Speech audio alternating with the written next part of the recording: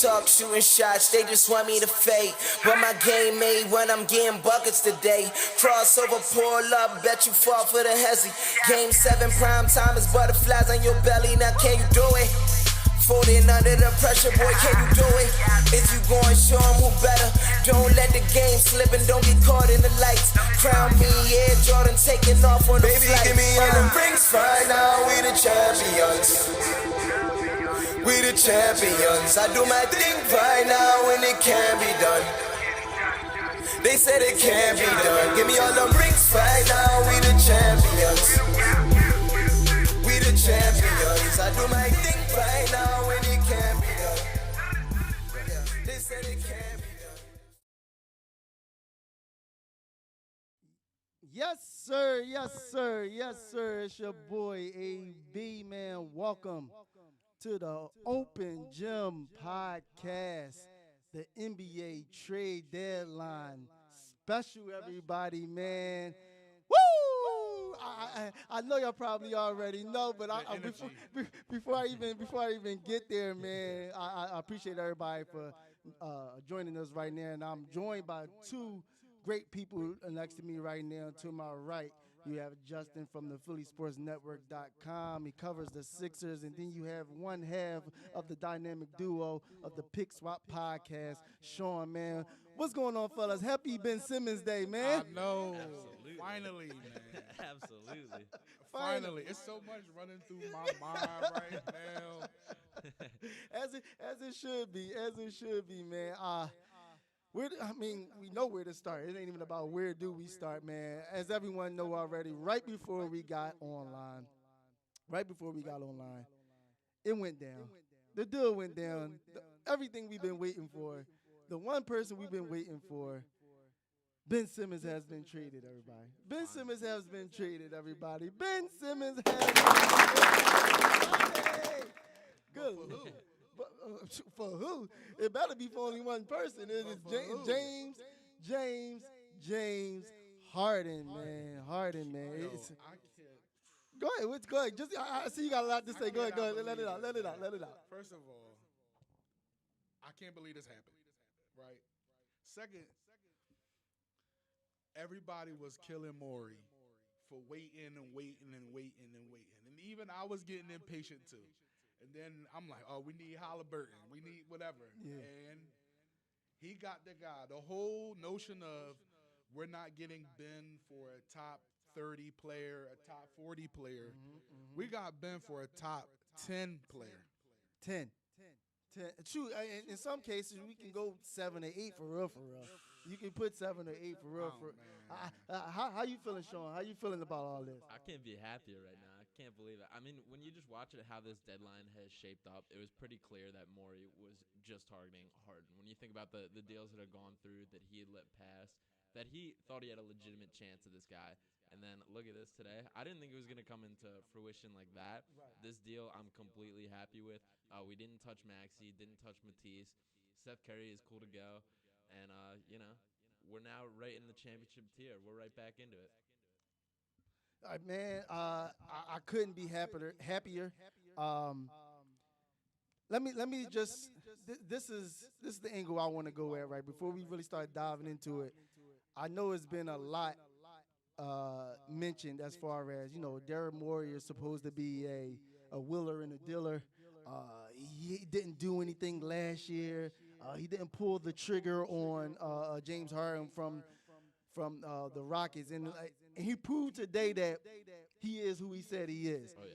Like you said, for you to get a top 10, top 7 in some cases player in the league for only Ben Simmons, Seth Curry, who I can say, yes, I did love Seth Curry.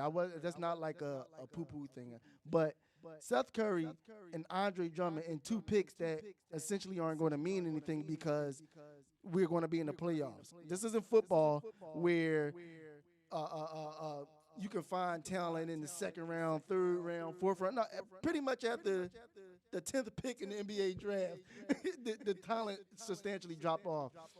And to keep the 2 young guys, Matisse Thybulle and Tyrese Maxey, so you keep a perimeter defender, you still keep your young point guard, and then you're about to pair him with James Harden, man. Woo! I don't even know what to say right now. I mean, what are some of the things that they saying on Twitter? Anybody got anything up right now that as far as the details of the deal, how far it go, as far as what the picks, what years the picks are in, and then who we got back, stuff like that. What we got going on? Yeah, so we got Sixers are trading Ben Simmons, Seth Curry, Andre Drummond, and 2 first-round picks.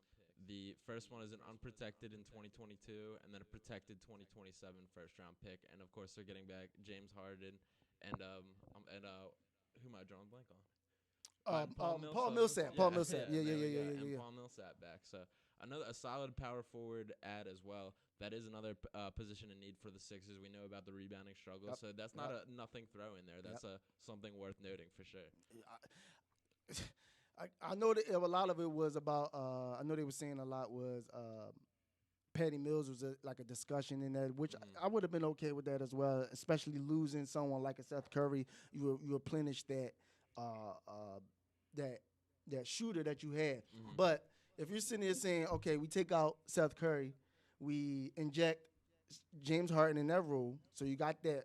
Then you get someone like a Paul Millsap back, who can play the 4 or 5 in a small ball lineup at times. As you've seen, you had the minivan Nang playing the 5. So now you got someone that actually that can play the 5, and he spaces the floor. I know everyone is going to say they love Drummond. He's a productive. He was probably the best backup center that the Sixers had. I think he'll start. Without a doubt. Sure. Without a doubt, he's going to start. Without a doubt. I mean, who do they have? The boy Claxton? Yeah. They traded away Jared Allen, so I feel like that was probably a sticking point in that thing as far as getting a big back. Leading up to it, I must say it wasn't. It got a little sketchy. We was in here talking right before the stream started. It was we getting a lot of reports that looked like Thibault was like the sticking point. They wanted Thibault in the trade, and it's like, all right, make the trade. Like I don't care. Like long as Maxey isn't in it, and we keep and all you need is Thibault and Seth and Ben. I was all for it. Like, tell me how you was feeling leading up to this. What was you thinking? I know we all started off high on it, and we think it was going to happen, but I know how we felt leading up to it. So go ahead. Yeah. So I like initially I was high on it Monday, Tuesday, and then yesterday all the news from like Woj and other people talking about they're not talking, but then Windhorst was saying something different, and then it just got real quiet, and I'm like, it's not gonna happen. Especially someone like Shams. And I seen you quiet. tweeted earlier today. Shams went silent the rest of the day. But he was the first to report it. He beat Woj to the punch on this. Yeah, as always. But I wanna read you something from Chris Haynes though, just recent. So basically, of course, the trade went through. So Brooklyn will take his time getting Ben Simmons acclimated. But the star guard welcomes a change of scenery and has already had conversations with Kevin Durant, and they're all on the same page. So, to me, this seems like what Windhorst was saying earlier, that both teams' front offices aren't talking, but everything is being manipulated and worked through back channels. I feel like Rich Paul got this done. Yeah, and I feel like Rich Paul, whoever the Sixers back channels were, whether it's Michael Rubin or I don't know who the back channel is for the Sixers, but they worked this out together. They got Ben, they got the back channel for the Nets together, and they worked on these deals to kind of throw some names around, and finally here we are today with the deal. But I feel like it's a sigh of relief because, like we said, leading up to that, when you know it was going to happen, we've had a hole in the roster with Ben Simmons for a minute, and now we get a player like James Harden to play with Joel Embiid. Now we just got to round out the roster. And I just want to mention this, and I'll let you go.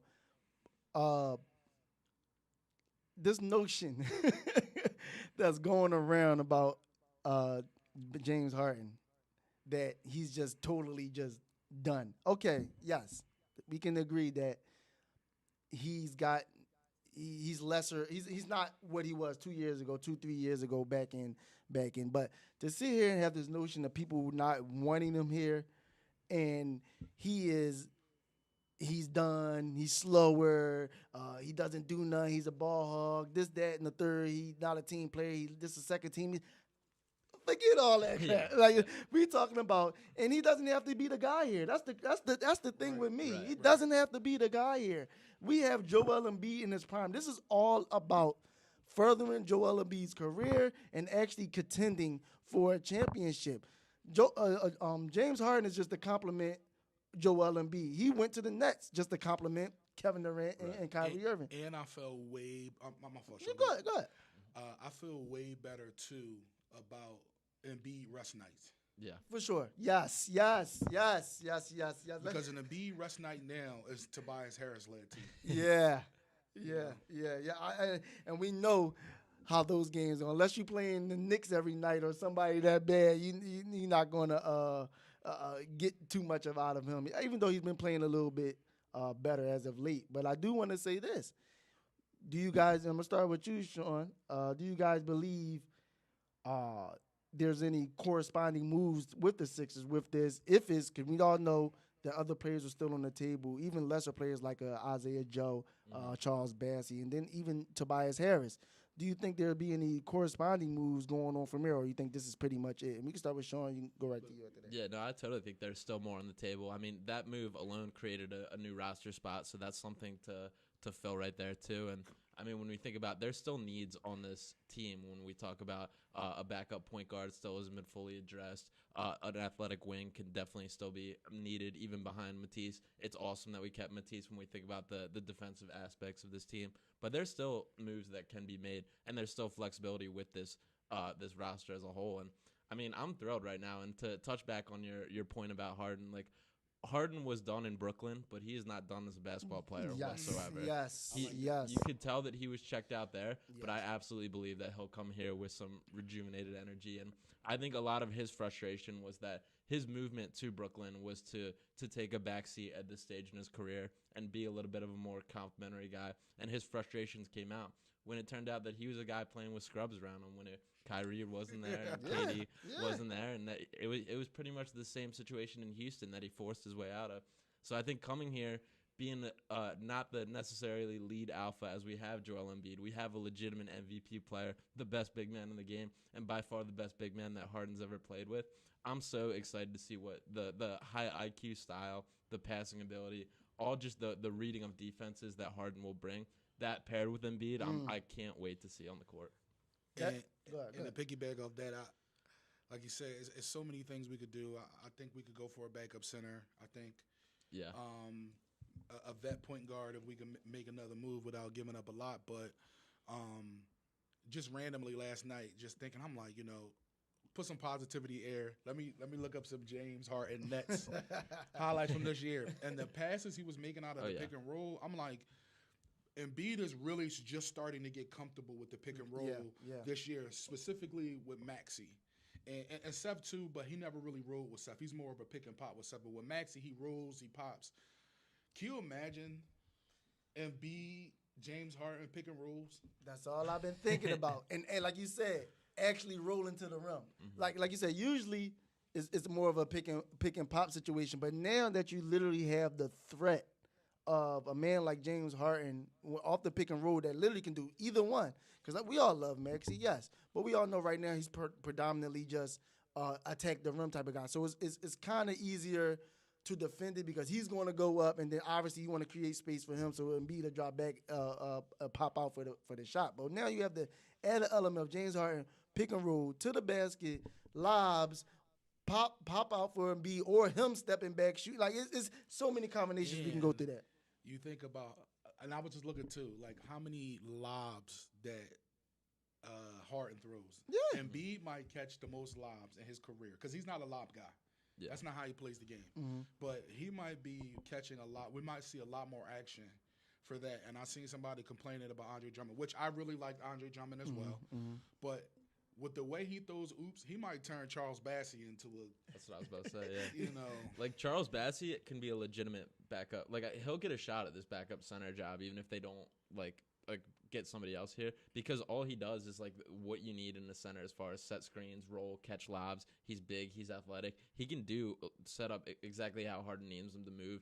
He will move, cut, catch lobs the exact right way, and he honestly could turn Bassey into like a 15-point per game scorer like that, and just in the minutes that Embiid's off the court. And similar to the way that we saw throughout Harden's career with guys like Clint Capella, Nick Claxton, everything. I mean, it's awesome. This is the best perimeter player that we've seen since AI to put on a Sixers jersey. Correct, I agree. And like even at this stage in his career, and to touch back on the Maxey point, I think this is huge for Maxey's development as far as this takes so much playmaking responsibility off him because, like you said, he's at his best when he's just scoring. He's doing this. He's done a great job learning to be a point guard, trying to fit into that mold. But I just want him to be him at this point. He's still learning who he is as a player. And if he has that responsibility off him, he can just go out and hoop. That's when he's at his best. And, I mean, to be able to keep Maxey in this deal was so huge to me. And that is kind of the passing of the torch. There's not a better guy for him to learn behind than James Harden. I agree with that because, Good point.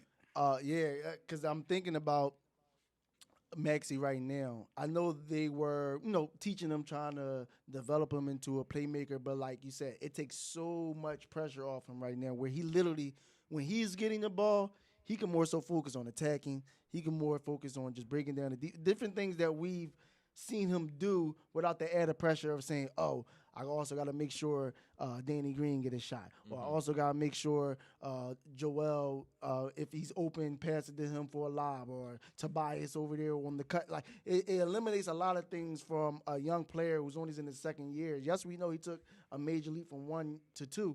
But to have James Harden, and I'm kind of geeking right now. My phone literally won't stop vibrating right now because everyone is just losing their mind right now. And I'm so happy that we was able to even come on and like literally that's the first thing that we was able to talk about. Because we had other things we was going to talk about first and hopefully the news will break. But you talking about at 1:39 when we thought it was going to go up to the 11th hour before 3 o'clock. And hear this news for this to come out right now, I feel like it's probably it's just amazing. And we all knew something was brewing, something was going to happen. It was just too much smoke to not think something was going to happen. Just the notion of, okay, he's out again with the hammy. Okay. Hamstring injury. My hammy. We know. Didn't travel with the team today, along with LaMarcus Aldridge as well. So that was a key tell right there. And then for me, I know we spoke about it with Shams. I know how he went silent and disappeared. I looked at it, me personally, was just like, all right, why are you so silent? Like usually Shams is like, when he get information, it's like, yeah, boom, boom, boom, boom, boom. Especially him and Wood, they got that whole battle going on right now. It's like who can put out the information first, who's more right, who's more this. And for him to go silent like that, and we all know Shams is more of a player's, not coach, but he reports most times from the player sides of things, agent sides of things. He has that connection. And for him to go silent like that and have everyone talking and him not in the mix definitely rose some red flags for me when it comes to like that. So we're talking about the Sixers now. We got the new Sixers. So potential starting lineup we're looking at right now with Tyrese Maxey, James Harden, Matisse Thybulle, yes, I'm sorry. He loses it. He's already left. He's not even here anymore. Tobias Harris and Joel Embiid. And then, like you say, you still have some nice bench players, but with this added element of a player of James Harden caliber, instead of having Tobias Harris out there with the second unit, now we're talking about, all right, Embiid, you sit, James, go out there and run with the guys. So, and the one thing I want to say is, and I know, Doc, I hope you're listening. There is no reason not to have either Embiid, Maxey, Harden, or Harris out with the bench. You got 4 legitimate guys who can help get you a bucket with the bench. Stagger them. Yeah. Please, Doc. Stagger them. Either James Harden or Tyrese Maxey needs to be on the floor at all times. Yeah. And Harris and Embiid, one of them need to be on the floor at all times. That's just we gotta have the rotation because that game where last game that we lost against the Suns, we should have won with the current, the old roster. Yeah. We should have won that game, but all bench lineup hurt us. Yes, without a doubt. We can't do it no more, especially with Harden on the floor. That'll be I know that's a whole discussion in his own self, essentially, like that, because we talking about it. We checked off one thing off the list, getting that complimenting Perry with Embiid. Now it's like, all right, can we get our coach to actually coach, essentially, like that? Because that's going to be the next thing. I mean, we all know Doc Rivers has a history, blowing leads and things of that nature like that. And we all know, even with James Harden, when he doesn't like something or doesn't feel like it's working, and we got to be honest, this is two teams within the last, 3 years, essentially, like that. Joel Embiid. If y'all not following Joel Embiid on Twitter, man, please follow that man. I have a question for y'all real quick. Go ahead. This is the theme that's going on Twitter. A little bit of the theme that's going on Twitter. And this is why, summer haters, like this one guy that I follow, he's a actual Portland Trailblazers reporter. Right. So I follow him, and he's hating. He said we got played. But there's some themes on Twitter about we gave up too much. No way. How? I want to get Sean. Yeah, no way. So I'll start with Seth Curry. I personally was all in on including Seth Curry in a trade because I just don't think there's any way a Maxey and Curry backcourt can survive a postseason. It's just too small, not defensive enough. Curry specifically can't defend in the postseason. I mean, dating back to last playoffs, he was getting fried by Kevin Huerter. Kevin Huerter was the guy killing us. And as much as Trae Young was fine in that series, and Curry had to play because he was electric on offense. Mm-hmm. He was so valuable in the two-man game with Embiid, and he did step up in a major way offensively. But down the other end, it's just a one-on-one with Kevin Huerter should not be how you're losing a series, and that really happened for stretches. So to me, I was fine with shipping Curry off with that. You can find guys that can shoot. He's obviously a great shooter, but you can replace that. Like Danny Green is not to the extent, or he doesn't have the creation ability that Curry does, but he can still knock it down. He can still be sprayed, shoot at three, and that's what we need. Beyond that, Andre Drummond, sure, he's been great. He's been the best backup big that we've had for Embiid. At the end of the day, he's a backup center. We're trading a backup center. And then 2 draft picks, 2027 protected, and then next year's unprotected. And then, they're going to get it. Because they're going to get it because it's 1 through 8 protected in 2027. Then it's 1 through 8 protected in 2028. And then after that, if it doesn't convey, they get 2 seconds. So, okay. It could be a fake first rounder, if somehow this goes bad and we're bad again. But they're going to get it. But me personally, I don't think it's too much. So one of the tweets I saw was that Daryl Morey got played. Harden is a great addition, but the Nets needed defense, and they got amazing defender and passer in Ben. Then they got Curry. Who's a great shooter plus picks. The Nets are going to roll if they stay healthy. Okay, first of all, this, and I'm sorry, Aaron Fentress. You're a good guy, but I just want to let you know, you're just hating because. Why you mad, bro? Because at the end of the day, he was the guy saying CJ for Ben, or what do the Sixers think they're going to get? They think they're going to get Harden. What's wrong with them? So now that we got him, now we got played. It's just one of those things where it's just like people see that the potential is there. And yes, the Nets are still a good team. Ben Simmons is still an all-star player. His role will be different there, and that might be exactly what he needs. And there's a chance that we meet up with them in the playoffs, and it's a good playoff series. But there's no way that we didn't give up. Like, we gave up exactly what we needed to. Exactly. Seth, we gave up the 2 first-round picks, which if you're trying to win a championship, that doesn't matter because you're not trying to draft in the first round anyway. You're trying to be holding up banners. And Andre Drummond, I loved him, a lot of energy, but we can get somebody else. And so I think we gave up just enough. And we got to hold on to Maxey and Matisse, who was rumored that one of them had to be in the deal for a deal to go down. Come on now. Mm-hmm. Y'all just hating. And usually who wins a trade in the NBA is whoever gets the best player in the end. And I don't think there's little doubt that it's James Harden in this one. As much as people, and I'm sure the Nets are all bought in on the potential of Ben Simmons and him, we can't act like it was never an option of Ben Simmons ever coming back to the Sixers. So to end up with James Harden out of it, I can't ask for any more. And you saying that's literally where I was gonna go, because every trade, every player has pros and they have cons that come with them. But for someone like you said to say something like that, and for people in general, it wasn't a lot, but it was a loud minority of people stating that this isn't going to work, and then now, like you're saying, the Nets are going to be just all world. Just first of all, let's start here. One, I would look forward to seeing Ben Simmons in the playoffs. Me personally. Oh yeah. I told you I'm looking forward to March 10th. He better show up. He better not have no stiff back. You already said they gave him. They already told me we're gonna ease them in. Like we already know they're trying to pass that March 10th date before that's they. a month. You better be playing. Ben Simmons should be on the court within a week or two, and he should be playing. And we'll see you March 10th, and I will be there with my old Ben Simmons jersey with tape on the back that says "coward" instead of Simmons.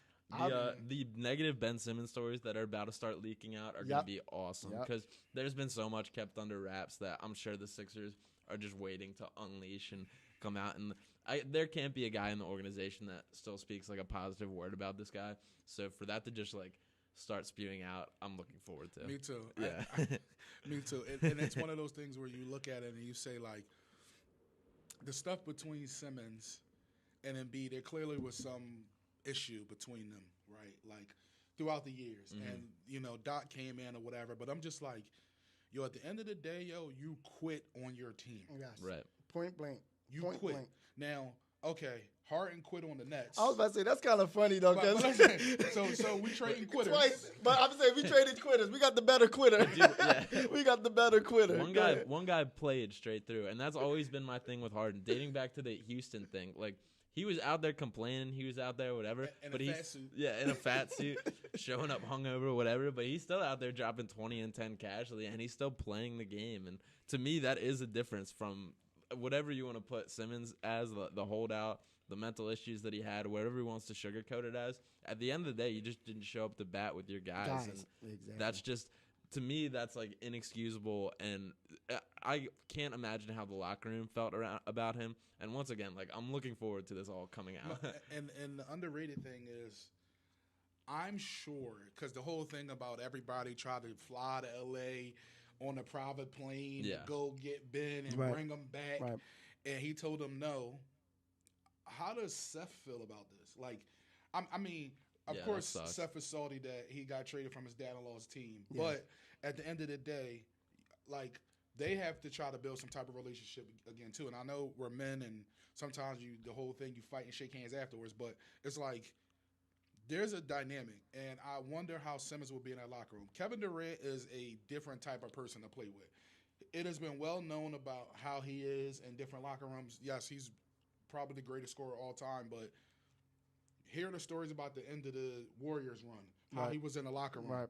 Like, having that personality, having Kyrie, and then Simmons with his, like, I don't know, they might make, because they both a little emotional. No, I agree with you. That does matter because, like you stated, and you talking about the Golden State Warriors, right?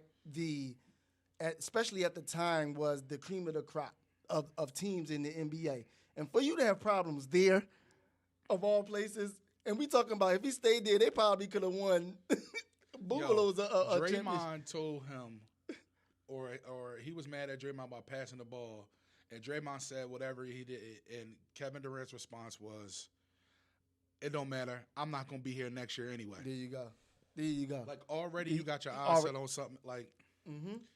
So I mean, it is what it is. It's a lot of emotional people in the Brooklyn Nets. They're already in shambles, I guess you could say. It's a lot going on. Obviously, we all know the elephant in the room, the whole Kyrie part-time playing thing. That's why I say what I say about James Harden. Again, yes, you'll have players that stick out with your team, make sure you stay there, make sure you play with them, blah blah blah blah blah. But you got to look at it from James Harden's perspective. Okay, I'm in Houston. I want to leave Houston. Then we're not going in the right direction. Blah blah blah, whatever. All right, I talked to KD. I talked to Kyrie. They like, bro, come on down. We got you. We going to win a championship. You ain't got to do much. We going to handle the scoring load. Just play point guard, pass the rock, and just give us what you get you. So think about you being someone like that, telling you all this, and literally you were tore away from the championship game last year. Cool. All right, let's go run it back next year. And literally next year, it all falls apart. Yo. You got KD who's hurt now, Kyrie barely playing, and now you're out there playing with Mini Mine and Joe out there. It's like that. I want to understand. I'm sorry. No, man, just talk. I want to man. understand what this narrative that's starting right now. Mm-hmm. Stephen A. Smith, this could potentially go down as the worst day of the career of Daryl Morey. Skip Bayless, the Sixers just made a huge mistake. The Nets just made the steal of the deal. People talking about the Sixers paid too much. They lost the deal. What's happened? This is a bad move. And I can tell you why. So the one thing I'll say is when the Lakers mortgaged their future to get Anthony Davis, they gave up first-round picks, pick swaps, play all the young guys, and the Lakers won a championship. Mm-hmm. Who cares? Yeah, and what would be a better move for Morey? Like, what could he have done better? Oh, they wanted him to what? The Halliburton? Dame, Bradley Beal, somebody like that, maybe. But okay, so Dame clearly doesn't want to come to Philly. He had a chance. He doesn't want to come. He wants to stay 10 toes down. That's fine. Bradley Beal, weird. I don't know what's happening with him. Weird. I don't even want him. Harden is better than Tyrese Halliburton probably will ever be. Mm-hmm. Right now. Harden at 35 in 2 years will be better than Halliburton will probably be his entire career. And don't forget what he was. We talking about now, like, you got to think about, you about stacking up with a career. We talking about a man who won multiple scoring titles. Mm-hmm. You know what I mean? We talking about a 9-time All-Star, 3-time scoring champ, MVP. Averaging a triple-double. James, that's why what I said earlier, like, stuff like that just doesn't disappear just because of one year. Like, you kidding me? I have confidence that, like, he's not a guy that's relied on his athletic ability or stuff like that. He's always done it by his high IQ, his craftiness, the way he creates. Like, James Harden is legitimately one of the most intelligent basketball players in the league. Like, the way he reads a defense, picks apart, makes his decisions is just so fun to watch as just a basketball fan. And it's rare to see just the way you can, like, look at his thought process when he just kind of dribbles up the court, such under control, just picks apart, looking at what he thinks is going to happen, and then makes the play from there. That's such a skill, such a talent, and just very rare to see. And one of the things that comes with this trade is obviously you have to pay Harden this supermax deal, which a lot of people are going to flinch at, and a lot of people are going to be scared at, and you absolutely have to do it. You like, the fact that you made this trade basically is agreeing to the deal already, and I have no problem with it. Like, I think Harden on the decline will still be enough because Embiid, there's too much made up about Embiid's window. Like, at the end of the day, this guy is still 27 years old. Exactly. This guy, like, if things go well and there isn't the, like, knock on wood, a terrible injury or whatever, he still has multiple very good years ahead of him. Like, so I personally don't have any issue. I don't understand where the criticism's really coming from. And like, I think it's this Negadelphia thing that we as fans sometimes have. Not all of us, but a lot of Philadelphia fans have this negative thing, right? So it's like, we traded for this guy. Like, what's going to happen now? Like, it's not going to end up the way we wanted to end up. And it's like, just have some faith, have some positivity. They have a nice window. To me, Harden's going to age like Chris Paul. And Chris Paul is still 37. I like that. One of the leading, he's an all-star again at 37 or 36. At the end of the day, he's helping lead Phoenix to becoming the best team in the NBA. Harden can be that with the right team built around him and Embiid. Harden doesn't have to score 35 points a game to be effective.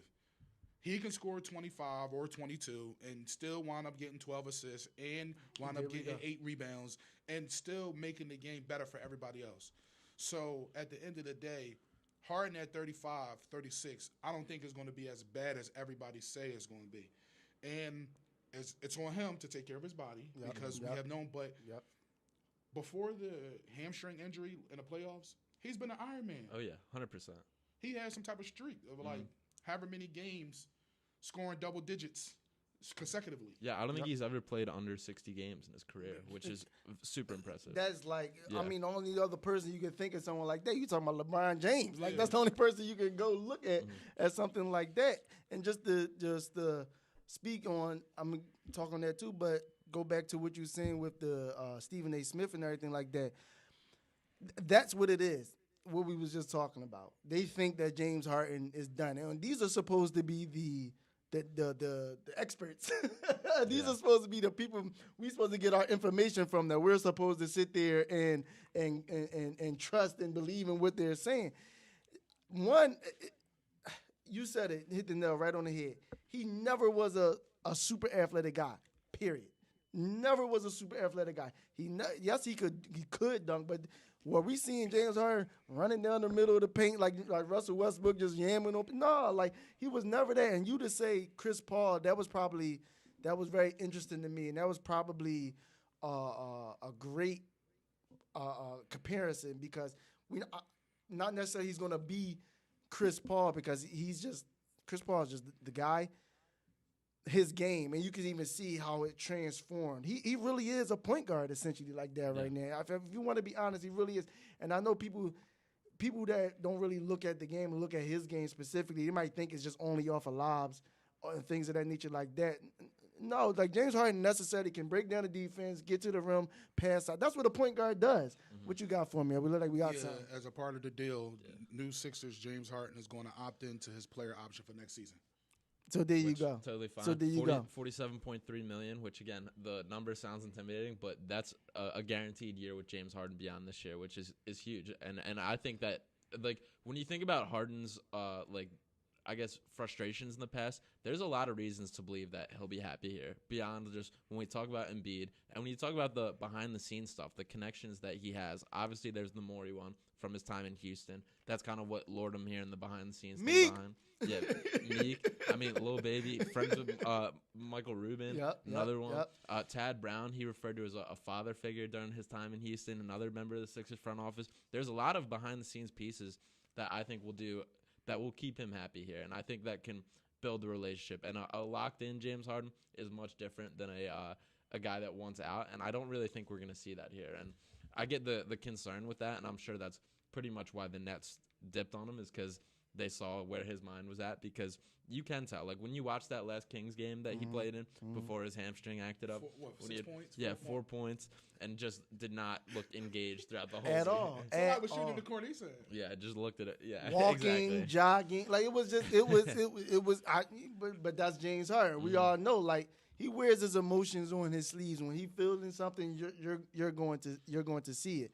And right there, that you said he opting in, that was actually kind of intriguing and major to me, because what that tells you is also that he's committed, at least for the short term now. The next 2 years, you got him this year, and you got him all in next year. And they're basically giving you a chance of, listen, let's see what these 2 years do, and then we can go from there and see where we go. Also, it shows that there's some type of flexibility that they could try to do if they want to move off Tobias. They don't have to do it right this second. Right.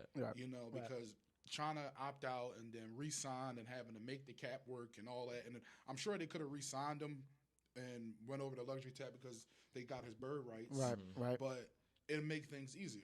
So to me, I'm like, yo, this is an underrated headline. And shout out to my homie Peso, who sent me the text to be like, yo, he opted in. Look it up on Twitter so I could get in there. So shout out to Peso. But, yeah, at the end of the day, man, you can't be mad at this trade. Whoever is talking about it and saying that we gave up too much or we did this, it's just like you're shaking in your boots. That's all. The one negative I will say about it, Sixers games are about to start taking like 5 hours. Like, they're gonna have to pay serious taxes at the free throw line between Harden and Embiid. I mean, these guys are always 1 and 2 in the league for free throw attempts, and both just masters of drawing contact and getting to the line. But I mean, whatever it takes to win. Yeah, because what did they say if they will both average 19 like together 19 free throws a game or something like that. Right. Embiid's at like 12 alone. And I he's think. probably at least at 6 or 7. Yeah, because they did drop, obviously, with the whole new rules and everything with the NBA. But still, like you said, now, and then one thing also as well, like, it's an unwritten rule, but we all know it's basketball, especially professional and NBA. Getting those calls in general, like other than Joel Embiid getting fouled, how many times have we seen Tyrese Maxey literally get thrown into the stanchions and nothing is called? Tobias Harris, nothing is called. Like stuff like that. What is ESPN doing? They got Danny Green starting at small forward. I actually don't mind it. I don't mind Danny Green alongside Harden. I think Danny Green needs a okay. I Danny get what you're saying. It needs a legit point guard next to him. So I like that idea of. Like, I think Maxey and Thibault, I like the way they kind of their chemistry on the floor. I think Danny Green needs a guy that can just feed it into his pocket, and James can do that. And they just showed the potential starting lineups. That's what we're talking about. Mm-hmm. Yeah. They showed Kyrie Irving and Seth Curry as a starting backcourt. Defensively, Yeah, no way. That ain't. I mean, defensively, that's not the best either. Now, didn't they have Drummond as the starter, or did they have? It wasn't even up there. I don't even think he was up there. So Aldridge. They got Marcus. If he's still here, because Aldridge didn't travel with the team today as well for their next game. So I mean, today's not over. Again, it's only 2 o'clock, and I know we've been talking about James all this time. Go ahead. Because now they're saying that I saw somebody tweet that said the Sixers are still interested in Schroeder. Yeah. Okay. So if they could pull that off, I don't know how they will. That's probably Korkmaz's trade. Which, For sure. if you know me, you know Korkmaz get them thrown out of here. I'll tell you that much. So I mean, he ain't gonna cost much either as well. He doesn't make much money, so it shouldn't be much to even get him. I mean, would you like that? How would you? Is that coming off the bench? Is that your scoring punch off the bench? Maybe like, it's so many different ways you can go. Even if it's like I know the reports was initially Buddy Hield, they wanted to trade him, but then the Pacers came out right after that and said he's not. But stuff like that, you can't. We talking about the trade deadline, and listen, stuff like that, like Buddy. Who else is out there? I know we had a lot of different trades out here, like you said, Schroeder, that's out there as well. I can see us sitting here making more moves to complete this roster because that I've even said that initially as far as I want the James Harden trade. Yes, I want it. I want it immediately. This should have happened 6 days ago.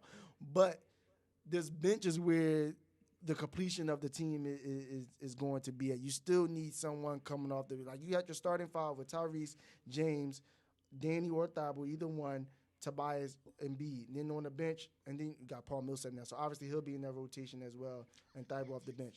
What else do we have?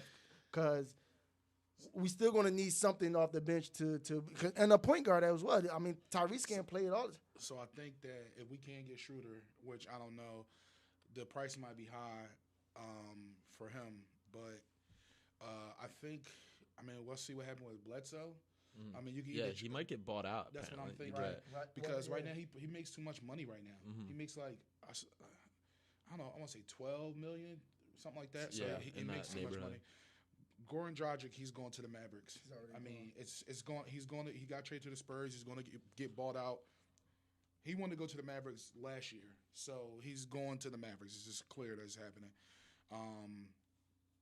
Interested to see. I know Sean talked about DJ Augustine in the past. Right. I mean, you got some lesser value players out there that you can possibly talk to, but we actually going to dive in. I know we've been talking about James for a while, and we're going to literally come back to that because obviously we know as the day goes along, more information is going to come out and more things we can talk about. We're going to take a quick little break.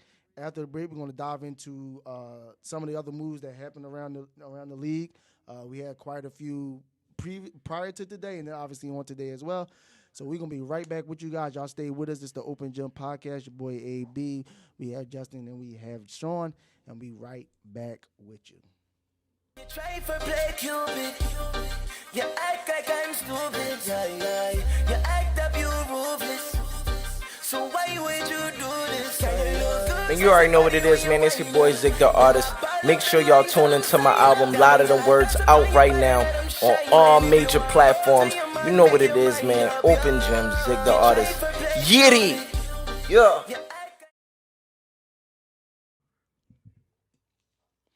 Yes, sir. Yes, sir. It's your boy AB, and welcome back to the OpenGym podcast, the NBA Trade Deadline Edition. We all heard the news about James Harden. I'm joined again, like I said, with my guy Sean from the PickSwap podcast. Make sure you check him out on YouTube as well. It's great Sixers coverage. Everything you need to know about Sixers. That's the guy to get into. And I have my man Justin here, who's also from the PhillySportsNetwork.com team, a great writer in itself. We all sit here, as you see, the passionate Sixers. We got real passionate about that. We all write for PhillySportsNetwork.com and various things, and we cover the Sixers. So, fellas, let's get into it. We had some different things around the league that happened, different trades. Earlier in the week, we had C.J. McCollum going to the Pelicans. Almost forgot again. C.J. McCollum going to Pelicans. You have people today like Goran Dragic getting traded today. Thaddeus Young. Let me stop there just for a second, because Thaddeus Young is probably. I'm just amazed about Thaddeus Young, me personally, because this man been in the league for Forever. a long time and gets traded every year almost at the trade deadline. How he continues to have value each and every year literally blows my mind. And literally, and getting a good value back at that. It's not like, I'm not saying he's bringing back something substantial, but a good role piece coming back for Thaddeus Young is really crazy. But let's go around the league for a little bit. What was the move that stuck out to you? The player that was moved, and what do you think those teams are trying to do in the future when it comes to that trade being made? Yeah, for me, the biggest trade was the Pacers and Kings trade, I think, was the biggest takeaway for me. I mean, the Kings giving up on Tyrese Halliburton. I think Halliburton's going to be a very good player for a long time. I was disappointed to see that. I also think Sabonis is, for them, it was very much a marketing move and a kind of a ticket-selling move because, I mean, you saw how the vibes were in Sacramento with people not coming to the game, that kind of thing. And, like, when you watched the game last night, like, there was some energy there. Like, people were excited to have him, and it's interesting. I don't agree with the roster construction as far as building a winner, and I don't think they're going about it the right way. But as far as making a change, I think that was the most notable move, and I think Halliburton's going to be great in Indiana, especially alongside Malcolm Brogdon. What about you, Jess? Again, that was the biggest. Well, not the biggest, but one of the big things we talked about, and it kind of hit home for us because we wanted. At the time, we didn't know the James Harden thing was real or attainable. So we were like, all right, Tyrese Halliburton is the guy, especially after he gave us 38. So we like, this is the guy. So that was interesting. But then you look at the Kings, and they made another good move today, getting DiVincenzo, who I think is a solid player. Yeah. Trey Lyles is a solid stretch big. I like him. Josh Jackson, I'm really not a fan of him, but he's just probably thrown in a deal salary-wise. But I'm expecting, honestly, I'm expecting something else to happen. Okay. Yeah. And I don't know how big it's going to get, but I'm expecting something else to happen.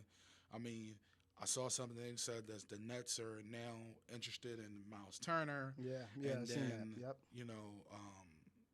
There's still, although they said it's unlikely to happen, it's still Westbrook talk. I'm interested to hear about that, specifically because although Russ has been terrible, he's been the scapegoat, and AD was hurt a lot. Charles Barkley calls them street clothes. Yeah. But, I mean, he came back. He's been better, but before that he was playing bad. So, I don't know. The roster construction just wasn't thought out, and it wasn't good. So, I'm interested to see if they try to make, really try to make a Westbrook move. But I'm interested to see. It's although it's an hour, it's still time left for a lot of time. We talking about league trade time, yeah. And reading like tea leaves on Twitter and listening to podcasts and stuff like that, all you hear is that the league is waiting for the Simmons heart and bombshell for other things to come into play. And that's what I was going to get into, because basically that's why it's been so silent in the movement, and other than obviously smaller moves. I prior to today, probably the biggest move was CJ, essentially. Like, that was probably literally the biggest move when you talk about just name as far as that. But I'm gonna stay on Portland. To me, throughout this trade process, other than James, like Portland was when they made that trade, that was a bit of not a shocker that he's moved, but what they received back for C.J. McCollum. Yeah. That was the thing that got at me, because you got Dame sitting there saying how, he wants to, and I've seen this on Twitter, Dame sat there and told you guys, I'm gonna sit there and wait and see what you build around me, and you go get me Eric Bledsoe. He said, trade away CJ and go get me Eric Bledsoe, stuff like that. Like, to me, that was like, I feel like they literally punted on the season and essentially the future, essentially, like that. I mean, Dame isn't young. Dame is 30 already. He's in his prime right now, so you may be thinking the type of game Dame plays got, another 7 years in him, maybe, because he is small in stature, so that plays a part as well. So for them to literally give away CJ, Robert Covington, and Norman Powell, who they just got Gary Trent for Gary Trent. Yeah. So you talking about Gary Trent, Norman Powell, Robert Covington, and C.J. McCollum all gone. Yeah, Gary Trent, who I love him. And Nurkic are probably going this summer. Of course, because they've been trying to trade him for the last 2 years. Yeah, they ain't want. They have a lot of faith in Anthony Simons. They do have a lot of faith in him. Is that something they should be building around? Yeah, like that's. I mean, how do you sit there, unless Dame literally doesn't care? How do you explain something like that to Dame? And again, this is just me reading. A lot of these moves are made now with the option of having expiring contracts and stuff like that. Where I read something that in those teams that are going to have max cap space this summer, Spurs, Orlando, teams like that, Thunder, whatever.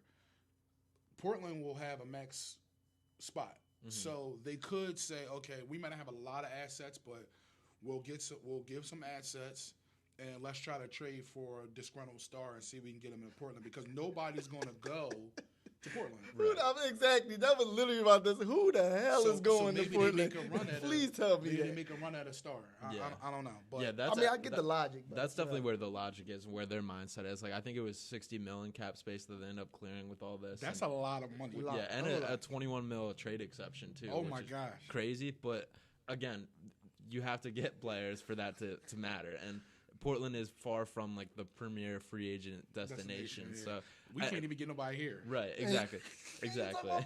Yeah. It took us to 2:00 almost to get James Harden, and you talk about someone saying, "Hey, yeah, I'm gonna go up to Portland." I don't even know where Portland, Oregon is at. Pointing at a map, I don't know. It's somewhere in the middle, somewhere. I'll just point it out, close my eyes, and find it. So by the way, Wells Fargo Center tweeted March 10th, 2022, and then they put the emoji that Ben used to put before the game. Yeah. I love it. I can't wait for the Ben Simmons smear campaign. I really can't.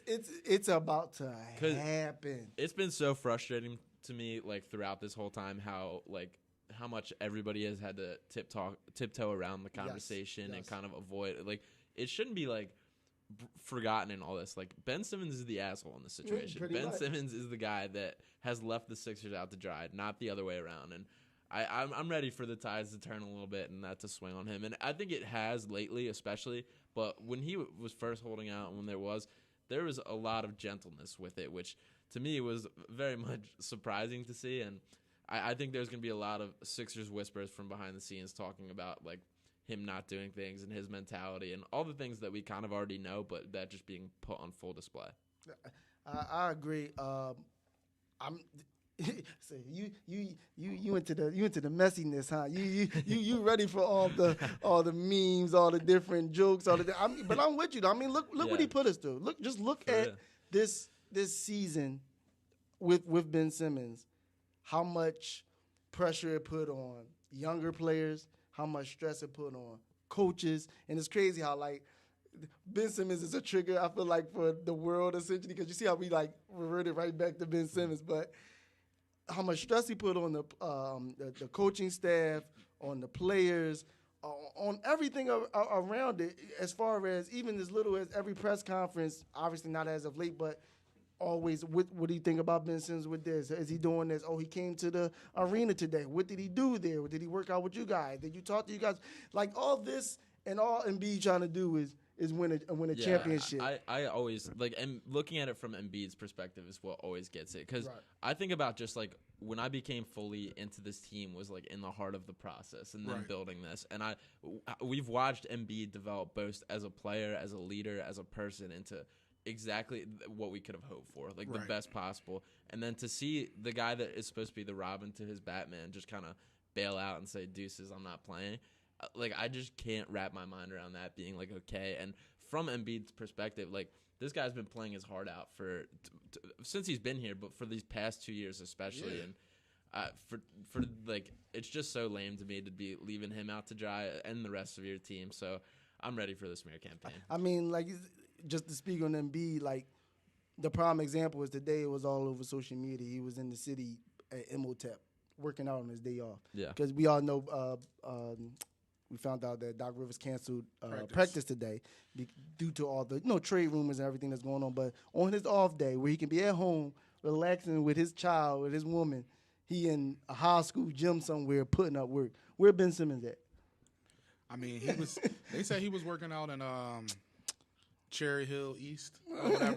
Like this whole, and then there was another. He's working like, something out. Her name is what? Maya John. No, they had Ramona Shelbourne's story. Yeah, that was ridiculous. Regarding basically was a sympathy campaign about because he's so uncomfortable being in Philadelphia that he has to drive an hour away to work out in the gym to lift, and then another hour to work out in the basketball gym. But then, he goes somewhere and people take pictures of him, so he's going to get critiqued by Philadelphia. So, but it's the solution to that is, man, like, go to practice. Like, go play with the team. Do the team stuff. It would have been that easy. Like, 'cause believe it or not, as much as I guarantee you, as much as we have a disdain for Ben Simmons right now, if he would have came back, and I know initially it probably wouldn't have been a warm welcome, but he go out there and start playing and actually producing and actually showing us something different. I guarantee, and we win the games, I guarantee you, the noise would have got lower. It would have got lower. Honestly, it would have took literally him coming. He would have got booed really bad the first time. I agree. He'd have played well, a couple games. He started getting chairs. He get like a little steal in the dunk. They start cheering for you. But now, the fact that he knows how the team is, he made himself. But everybody's been through it. Embiid had a spat with the fans. Tobias had a recent spat with the fans, and he stepped his game up. The last 10 to 12 games, Tobias has been way better, way better, playing to the potential that he had or, how he was playing last season. So it's like, bro, the fans are going to be the fans. And I know sometimes the fans do too much. I'm one of the fans too. But, literally, it is what it is. Like, I went to a Sixers game where they was playing musical chairs and a girl cheated, and we booed her. Like, that's just who we are. But when you do certain things, if the Sixers win the championship, people are going to be literally, like, crying.